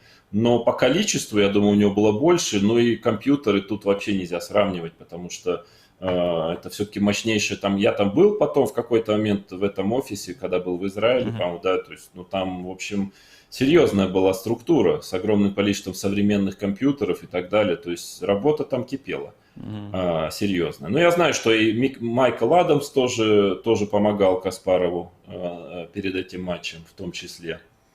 Насколько я знаю, да, то есть, поэтому все у него нормально было в плане команды все-таки. Но вот как-то так получилось, что, наверное, мне удалось лучше построить подготовку и как-то вот постоянно попадало, ну, в большей степени попадало все-таки на какие-то мои идеи, хотя нет сомнений, что у него их было тоже очень много. Жень, ну ты как оценил партию вот в Грюнфельде? Понял, что Володя в хорошей форме? А поверил? Ну, честно говоря, нет, это я не понял. Я понял, что у меня было другое впечатление, что Каспаров просто защищался, ну, плохо просто защищался. Угу.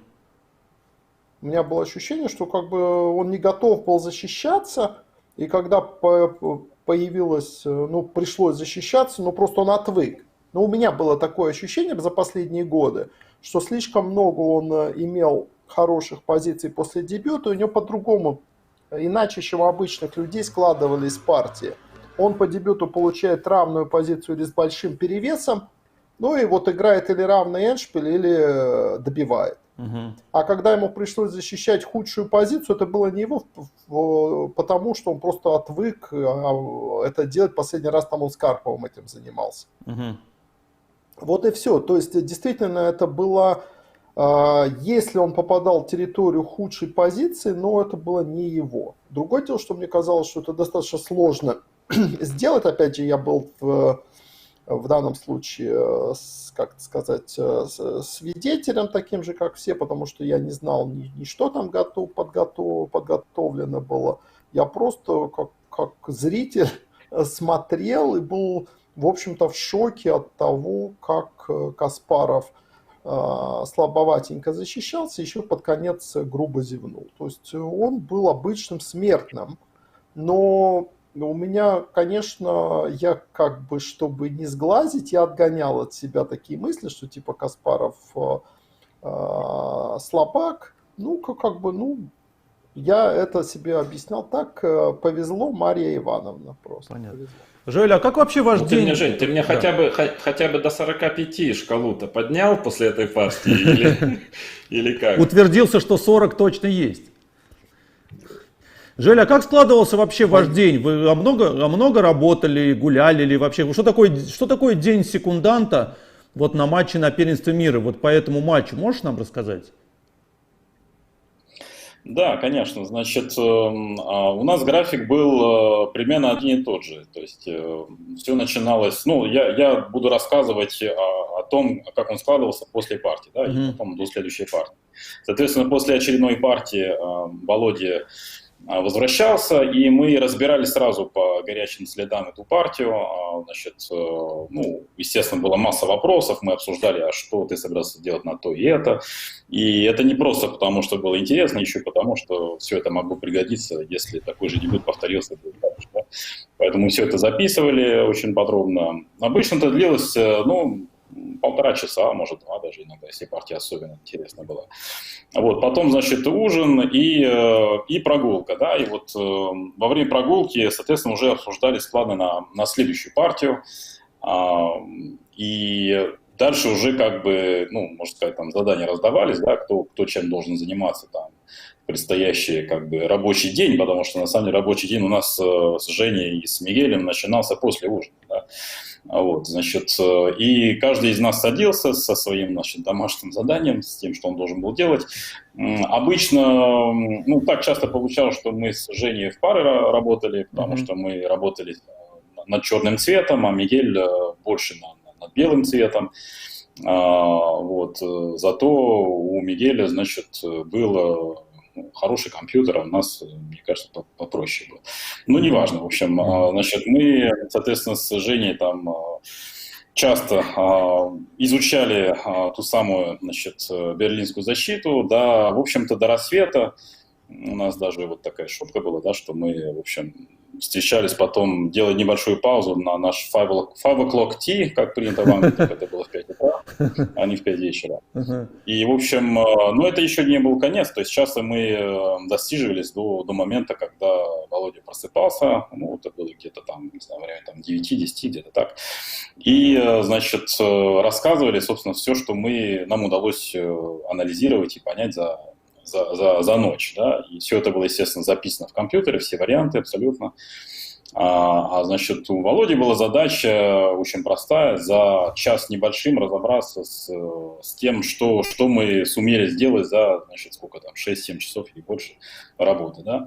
Он это делал очень быстро, в общем, обращал внимание на критические точки, на то, что стоило дорабатывать и так далее. Это всегда удивляло меня, да, вот такая скорость. Вот. И потом, значит, еще в зависимости от того, что давало, значит, анализ ночной, значит, ну, было некое напутствие с моей стороны перед партией, да, то есть там еще там короткая прогулка и последние какие-то там ключевые моменты озвучить, ну, поскольку Женю на эту миссию нельзя было пускать, потому что он считал, что все пропало, и берлинская защита трещит по швам, нас ждет неминуемый крах, то, конечно, моя задача была как-то обнадежить насчет Володи и сказать, что нет, ну, конечно, все непросто, но все-таки это же, понимаешь, там, глубоко там, неизвестно, во-первых, что он сам об этом думает, дойдет ли он до этого или нет, да и потом есть всегда вот такие варианты, такие и так далее. В общем, вот примерно так это выглядело. Могу сказать еще, что я допустил ошибку в первой же партии, в том смысле, что мне было, естественно, очень интересно посмотреть, как это все живем выглядит, да, потому что мы, кстати, об этом не говорили, но мы сняли там дом, значит, отдельный, там у Темза, там, ну, такие хорошие условия для жизни, для работы, но все-таки мы не видели совершенно то, что творилось там, да, на сцене. И мне было очень интересно, ну, своими глазами все это увидеть, и поэтому первую партию вначале я присутствовал, посмотрел на все это. У Жени даже не было желания туда пойти, он сказал: да нет, ты что, ты пропускаешь самое сочное время, чтобы поспать. Вот, и, значит, соответственно, он как опытный человек не упускал эту возможность, а уже во второй партии я все еще сходил. И довольно смешной эпизод получился, потому что, значит, в первой партии Володя играл черными, соответственно, да, он играл, соответственно, на правой стороне, да, от сцены, от сцены, да. И я почему-то думал, что он всегда будет играть на той же стороне. Но обычно как-то сцена делится на два лагеря, и они, ну, мне казалось, что не должны меняться. На второй день я все еще пошел, а там, значит, Володя сидел уже на другой стороне, да, и я пошел там, где я ожидал его видеть, а там был лагерь Каспаров, ну, в полном составе. Но я этого не видел сначала. Я просто сел, как обычно, на свое место, ну, с предыдущего дня, начал смотреть, а потом ловлю на себя какие-то взгляды бешеные совершенно. И узнаю, значит, Мишу Ходорковского, узнаю, значит, Муда Хаяна, еще кого-то. А еще не сидел в нашей части. Только до меня потом дошло, что я никуда сел. Да. В общем, после этого эпизоды, я решил, что да, вообще смысла нет туда ходить, и лучше поспать. Так что я вот тоже, как и Женя, старался хотя бы вот эти вот 3-4 часа, пока длилась партия, там, ну, немножко приходить в себя и отдыхать, потому что вечером ждал очередной там подвиг. То есть это тяжелейшая Ну, на это, самом деле кстати, работа, да?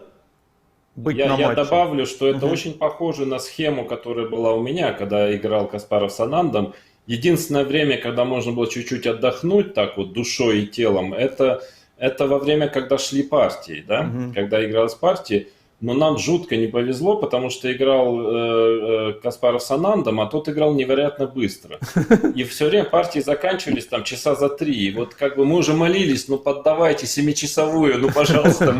Потому что я только, помню, Каспаров ходил на партию, я ходил в фитнес, чтобы чуть-чуть как-то форму, там что-то перекусывал, фитнес, и вот только я там посмотрел, как партия идет, вот там что-то чуть-чуть, там новости какие-то посмотрел, только я вот прилег, чтобы часок хотя бы вздремнуть, стук в дверь, уже возвращается Каспаров, там ничья очередная, и тут же, конечно, начинается работа. Так что в этом плане, да, вам тоже не очень везло, потому что у нас тоже много коротких партий было. Ну да, вот, поспать не удавалось. Давайте посмотрим на третью партию, опять Берлин, и тут, Вот насколько я третья понимаю, как она раз была исключение. длинная. Да, третью как раз вы выспались хорошо, наверное, да? Вот, собственно, позиция, в которой в первой партии он пошел h3, а здесь ладья d1. Да, я решил повторить, и вот он хитро довольно придумал идею, пока не ходить h3. Это очень серьезно, то есть где-то вот во всех этих вариантах это может быть важным темпом. Где-то, что h3 не сыграно. Но я тоже это немножко смотрел, мы тоже смотрели это, конечно, но вот тут чуть-чуть посерьезнее проблемы возникают после ладья d1. Да, b6 по-прежнему, и как он тут сыграл, наверное, конь e2. То есть он пытается, ну, дело в том, что в этих позициях ход h3 все равно очень полезный. Все равно очень полезный, и чаще всего рано или поздно его придется сделать, но здесь идея в том, что может быть вот он, как бы, я немножко не успеваю перевести коня на g6, то есть он хочет пока помешать моему плану, и потом где-то, видимо, все равно пойти h3. Так что конь e2. c5. Я тут придумал, это я, по-моему, за доской, как бы я так очень глубоко, кажется, не смотрел идею без хода h3, считал, что без этого все равно не обойтись. И где-то я придумал какой-то неожиданный ход, не то чтобы он был сильным, но очень таким неожиданным, и он сбил, по-моему, Каспарова с подготовки, то есть он начал за доской думать, и он объективно был неплохим достаточно, но и главное, что началась игра за доской, да. То есть c5, как там, ладья e1, наверное, да, как-то пошел, или c4.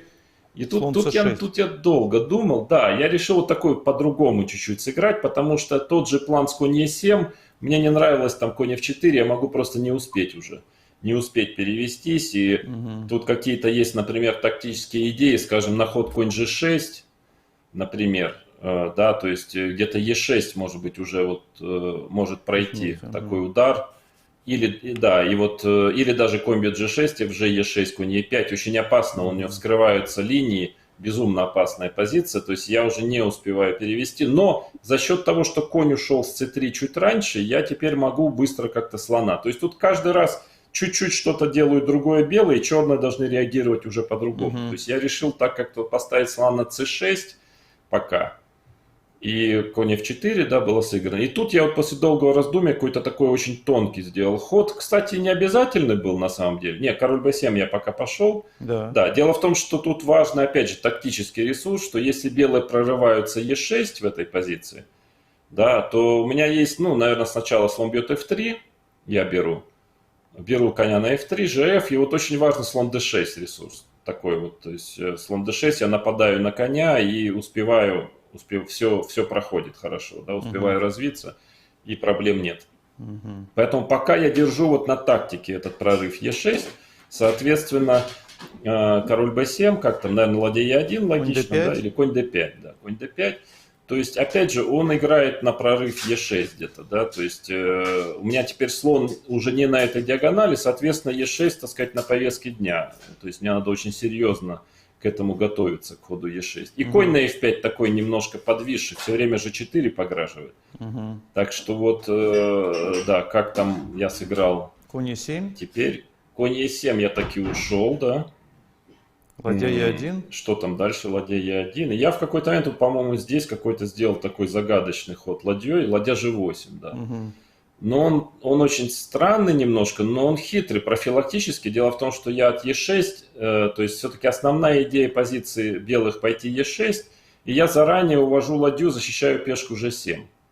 На самом деле, такой он, потом вроде казалось, что он не обязательно, можно и по-другому сыграть, но он хитрый такой, он как-то немножко Каспарова, по-моему, смутил в плане того, что как-то он начал думать подолгу. До этого он достаточно быстро играл, то есть так план он наработал, Е6 вроде хочет пойти, вот как-то после ладья G8 он начал задумываться. Да, то есть вот такой странный ход, я вообще ничего не хочу, профилактически чисто. Даже не факт, что ладья-то на G8 часто стоит лучше, но вот это такая настолько хитрая позиция, у белых все в центре, все шикарно, по виду кажется, ну лучше у белых должно быть, да, у них все здорово, но непонятно, как усиливать позицию, а черные медленно раскручиваются, да, и все-таки у них два слона, и нет слабости, и если им удастся раскрутиться, то все будет не так плохо. Конь То есть F4. дальше конь F4, но он настаивает на ходе E6, да, то есть он настаивает, то есть и в этом, кстати, была еще идея хода ладья G8, защититься от коня F4, чтобы здесь иметь ход G5. То есть это уже совсем такая другая концепция игры теперь уже за черных в этом Берлине, которая снова, сейчас-то уже она достаточно популярной стала, тогда это было вообще новое. То есть G5, ну как бы считалось, конь если придет на F6, то это плохо. Но вот как-то оказалось, что это все не так плохо. То есть конь H5, но зато я защищаюсь от E6. То есть ладья G6 где-то, да, кажется? Да, сейчас. Да, то есть я защищаюсь от E6. Конь на F6, конечно, неприятный, но зато у меня фигуры выскочили. То есть начали вот играть. Что там было дальше? Слон G7. Ну, такая ладья на G6 немножко упакованная, но как бы от E6 я защитился, и тоже у белых такого четкого плана игры нет сразу. То есть в случае, если они начнут напирать H4, там всегда же H, ладья вскроется. То есть такая сложная, вязкая позиция, где вроде бы она все-таки так немножко получше у белых, но сложная игра. То есть в итоге можно сказать, что для Берлина это вполне достойная дебютная как бы исход. Ладья D3, логично, то есть так оба усиливают позицию фигур. Наверное, я куда-то ладью там. Да. Я решил, да, вот это такой, решил провести маневр. Мне показалось, что это достаточно неплохо уже. Я могу успеть взять и коня на D4. Может, ладья D3 была не очень точно, потому что мне кажется, здесь я уже, наверное, более-менее решил свои проблемы. Потому что я успеваю взять конь C6. Слушай, я вот извиняюсь, но все-таки нестандартный для любых шахмат современных и нет отдать двумя ходами подряд двух слонов. Ну, да, нестандартно, но это такая операция более-менее тактическая, потому что у меня конь заходит на d4. То есть, а там ходы тоже не просто делать. То есть, это, ну, нормально, да, конь на d4, немножко нестандартно, ну, плюс я начинаю игру за пешками, да, его. И где-то здесь уже такая, она позиция по-прежнему опасная, особенно за счет ладьи на g6. Которая с одной стороны защищает пешки фланга, с другой стороны немножко выключена из игры. Но у меня появляется определенная контр-игра по линии D, то есть у меня тоже куда-то начинает ладья запрыгивать. Пешка F6 очень опасная, конечно. Чуть там пешка F7 упадет, и она пройдет просто. То есть такая достаточно острая, несмотря на то, что много разменов, позиция достаточно острая. То есть белым надо как-то начинать, да, ладья D3 это профилактика. От конь D4, и где-то здесь... Да, от конь d4, где-то я пешку А, по-моему, потащил. Ладья да, F8 это против ладья D7, что ли, или что? Я хочу, да, король c8, чтобы был ход, чтобы был. То есть вообще это Берлин очень профилактический дебют, то есть огромное количество профилактических ходов делать. То есть да, теперь ладья d7 я имею король c8. И вообще где-то хочу король c8, короля поближе подвести к... Ну и пешку f7 защищаю. Так, во всех смыслах ход логичный. Ладья E4. Ну, тоже очень логично. Белые готовят H4, F4. Белым надо начинать движение пешек на этом фланге. Это очень логично. Да? Потому что плана такого иначе особенного-то нет. То есть это естественный ход. И что-то мне тоже надо. Король C8 защищаю поле D7. И где-то там F4. сразу. Ну, были разные возможности. H4, F4. F4, как бы оно в F5, да, начинает пограживать. В этом все дело. Но тут везде, вот как бы она позиция немножко опасна, но что-то белое делают, тут же черная какую-то контр-игру пытаются получить. GF, ладья бьет F4, где-то ладья E8, как-то по линии E. То есть черные, скажем так, стратегически стоят плохо, да, вообще в Берлине. И в этой позиции в час. Если черные вот будут просто стоять, они проиграют. Но что бы белые ни делали, постоянно у черных находится какая-то контр-игра. И вот этот ладья e8 какой-то организовывается вдруг контр-игра, ладья e2 хочу пойти. То есть не так просто провести вот этот план и спокойненько пешки, там, не знаю, довести ферзь. Это очень тяжело белыми. То есть их постоянно дергают, да. То есть поэтому в Берлине сложно сыграть по плану, что называется. Да, вот наметил, я вот это делаю, и то есть все время тебя дергают, и белыми очень, очень точно нужно играть тактически еще, чтобы от всего защищаться. И вот чаще всего мне это вот удалось почувствовать в анализе, когда я работал над Берлином, что вот очень часто получается, что вроде стратегически стою сомнительно, а вот тактически все время находятся ресурсы. Да, вот слон c3 как-то опять, да, где-то я там начал. А тут ладья e2 не проходит, да? Ну, ладья f2, да, он защитил поле e1, чтобы иметь ладья e2, ладья f2. Мне, конечно, мою активную ладью менять, конечно, нет смысла. Если я ладью поменяю, могут быть серьезные проблемы. Поэтому, да, то есть так и было. Поэтому слон c3, да, но я, по-моему, ушел. Ладья e4, вот занял важную четвертую горизонталь, и где-то хочу конь d4 пойти. И остановил пешки. То есть движение h4, там h5. То есть не так просто белыми найти усиление игры. Что он там сыграл? Ладья h3, то есть пытается зайти за моей пешкой h6. Очень логичная игра. Но сейчас она становится очень такой конкретной, да, темповой, потому что белые хотят съесть пешку h6, но пока они это будут делать, черные успевают создать определенную контр-игру на другом фланге. Где-то я там пешку а все-таки двинул. Опять, да. Начинается острая игра.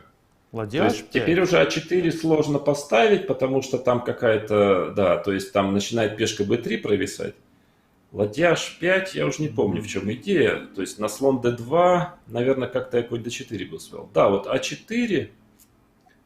На слон d2 конь e5. Вот очень какая-то тактика все время. То есть если вместо ладья h5 слон d2, вот я успеваю конь e5 и конь g4 находится, да. И конь подключается, то есть на взятие пешки а6 будет ход конь g4. Ну, там. Да, то есть очень много тактических вот ресурсов, да, слоном или сначала ладьей, вот конь g4. На ладья f4, ладья e1 шаг. То есть тактически очень сложно белыми успеть, да. Соответственно, ладья h5 с этой идеей, но теперь вот темп в темп а4 я успеваю создать контр-игру на пешку b3. Потому что иначе еще чуть-чуть слон d2, он бы пешку a6 забрал, мало бы не показалось. Но здесь успеваю. Но где-то вот здесь я ошибся, конечно, серьезно. Я переоценил позицию. Признаться, по-моему, я на выигрыш начал играть. Почувствовал, что все возможно, да? Ну, позиция очень сильно обострилась, да, слон d2, то есть проходные пешки у обоих, и кто знает вообще, кто быстрее, да, ладья бьет а4, ладья бьет а6, как-то так было. И тут, конечно, надо было поменяться ладьями и короля подтащить, и тут, видимо, была ничья. То есть короля на e6 и, в общем-то, равная позиция.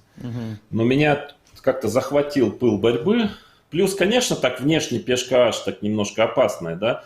Я хотел сохранить ладьи, во-первых, чтобы висела пешка на a2, во-вторых, где-то, чтобы моя ладья могла остановить пешку f, да, при случае, если ее заберут. То есть, и, видимо, с идеей где-то при случае сыграть на выигрыш, но это было, наверное, не точной оценкой, потому что мне казалось, что у меня могут появиться шансы на выигрыш здесь тоже. Пешки-то могут побежать, но получилось по темпам, что я не успею. После ладья g8 пришлось в глухую оборону идти. Ладья g8. Ну, партия очень насыщенная, очень интересная, сложная, такая обоюдная очень. Да, ладья h7, и как-то тут что-то я... Ладья a2 уже пошел во все тяжкие, да? Вот во все тяжкие, потом, ну, она, правда, очень счетная, то есть позиция, да, у меня тоже пешка c бежит, но просто по темпам я немножко не успеваю здесь, и надо, в принципе, на ничью уже надо играть. И плюс цейтнот был, времени было мало, это какой ход? Или где-то там 36-й, 7-й, наверное, да? 35-й, да, времени было немного, посчитать сложно было, то есть, да, и тут, в общем-то, пришлось поднять какие-то очень точные ходы дальше. Ладья бьет f7. Конь e5. Что там дальше где-то?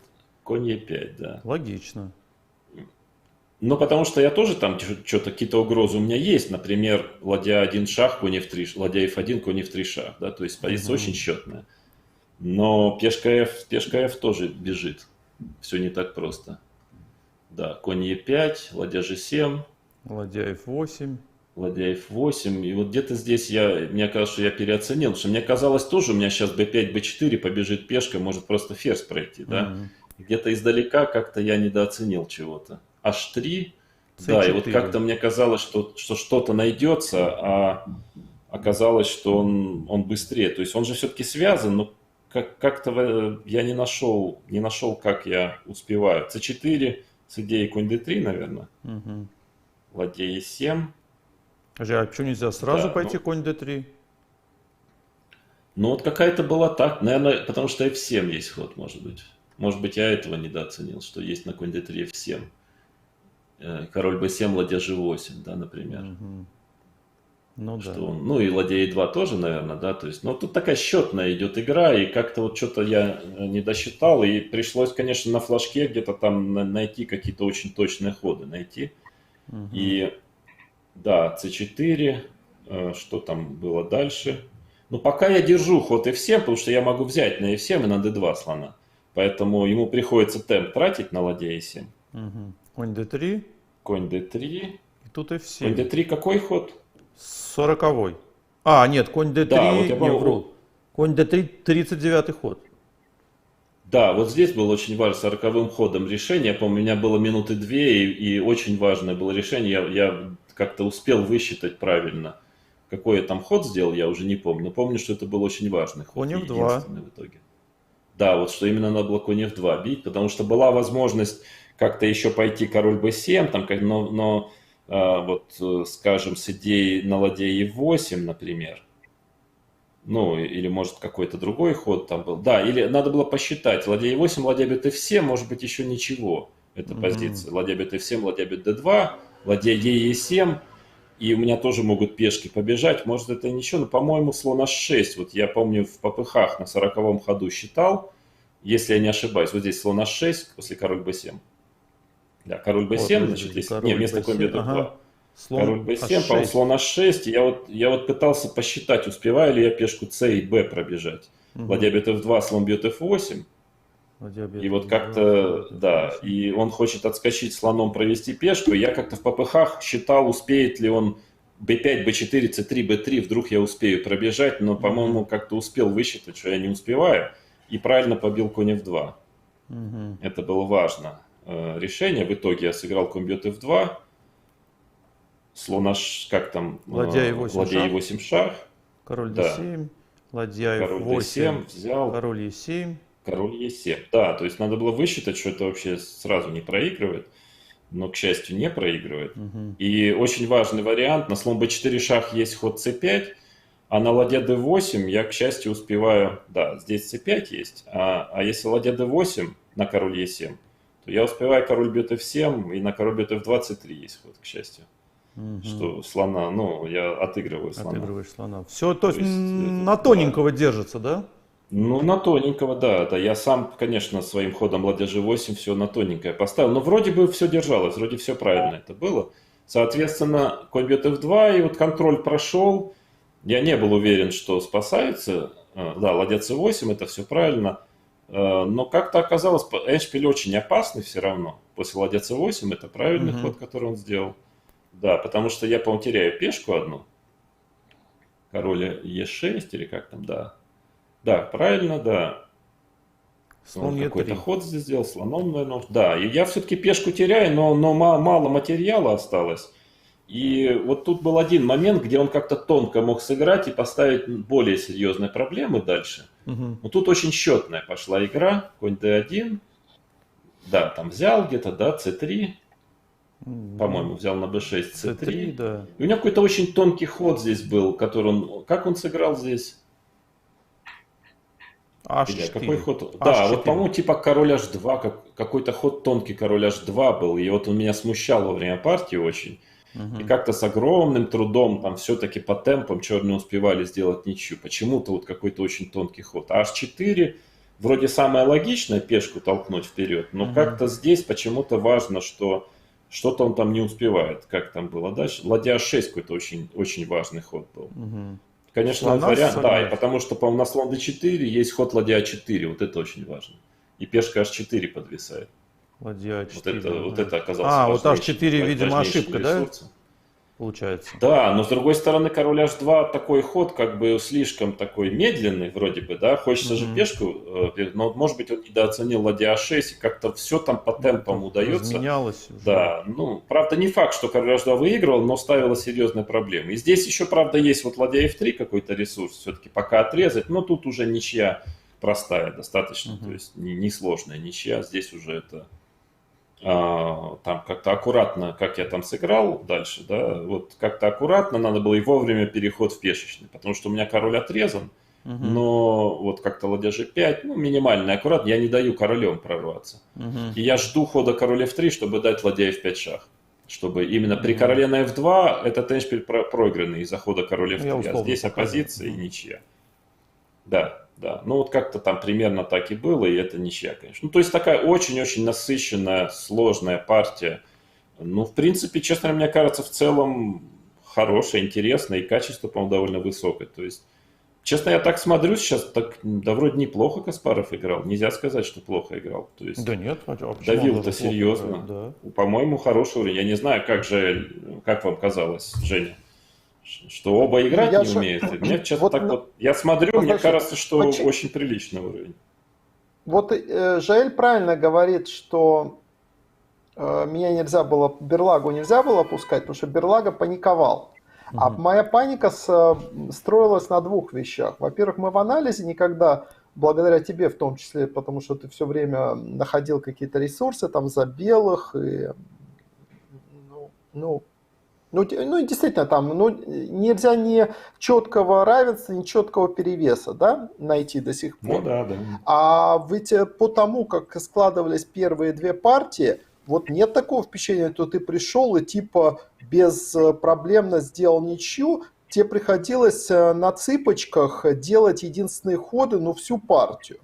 У меня была мысль, и в принципе логика есть в моих рассуждениях, что а ты сможешь, вообще человек способен всю партию, весь матч ставить себя в такие условия, там, в том числе дебютом, да, где ты должен всю партию находить единственные ходы. Я просто честно скажу, как товарищ товарищу, просто не верил в тебя ни секунду. И поэтому мне казалось, что нужно... Ну, то есть, было бы это что-то- логично, конечно. Обычно во второй половине матча ты начинаешь уставать тяжело, если постоянно приходится находить единственные ходы и постоянно вот. Но, к счастью, в следующих партиях полегче было. Как, по-моему, ты же, Женя, и сказал, что на удивление получилось так, что обычно с каждой новой партией все тяжелее и тяжелее отбиваться, а у меня как раз наоборот было.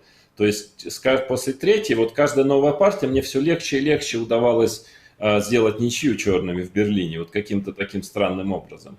Но, в принципе, я понимаю твои сомнения и тревоги. С другой стороны, а кто сказал, что черными с Каспаровым будет легко, и я буду так вот беспроблемно уравнивать, и не нужно будет находить единственные ходы? У меня, в принципе, не было иллюзий в том, что в общем, буду под давлением находиться серьезным черным цветом. Жоэль, а ты сохранял олимпийское спокойствие, да, на все это? Твоя работа была стену держать, да, сзади? Не, я просто по натуре оптимист, поэтому я видел, что в принципе на самом деле, а как тут, понимаешь, а зачем паниковать, если в этот момент у нас уже +1, и в общем-то все хорошо идет в целом. Да, пришлось Володе немножко напрягаться и находить непростые ходы, острая позиция, в принципе, он сам сказал, что даже и думал играть на выигрыш. То есть, в принципе, все шло очень неплохо, надо сказать, то есть еще рано сдаваться, так сказать, да. Вот. И более того, мне кажется, что вот после этой партии мне сложилось впечатление, что у Каспарова, это был удар, вот эта ничья, потому что, хорошо, первая партия там против берлинской защиты он не ожидал, как-то он немножко без зуба сыграл и ничего не получил, хорошо, бывает. Здесь они подготовились, нашли интересный как бы план.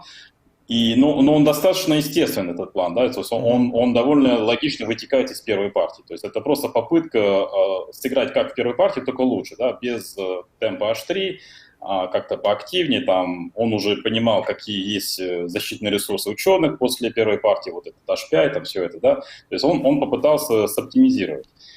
И, наверное, он увидел, что в этом дебюте больше запаса прочности, чем он думал, и он как бы задумался. То есть он подумал, что, а если вот этот план не проходит, тогда что мне делать? А может, пока ничего нет.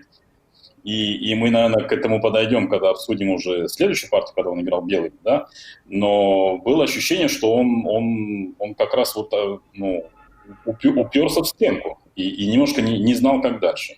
При этом, как дальнейший ход матча покажет, у черных еще были запасные идеи, да, вот с королем не на c8, а на e8. То есть я думаю, что некое осознание пришло в лагерь Каспарова, что эта защита, она реальна. То есть это не просто там, чтобы заметать следы и дальше перейти обратно в русскую партию. Нет, это действительно как бы полноценный дебют, и с ним надо что-то делать. И причем это такой дебют, что если ты как раз первые, там, не знаю, там 15-20 ходов не поставил проблем, то все, ничья, и все домой.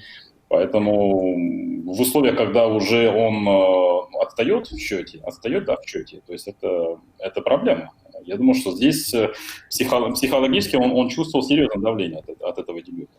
А вот партии шли каждый, через день. Вот можно вообще, по сути, если он не ожидал Берлина перед матчем, а очевидно, что он его не ожидал, получается, ему надо за 4-5 дней поднять, в общем-то, новый дебют, над которым вы работали 2-3 недели. Это вообще реально в течение матча, Володь, вот основываясь на твоем опыте?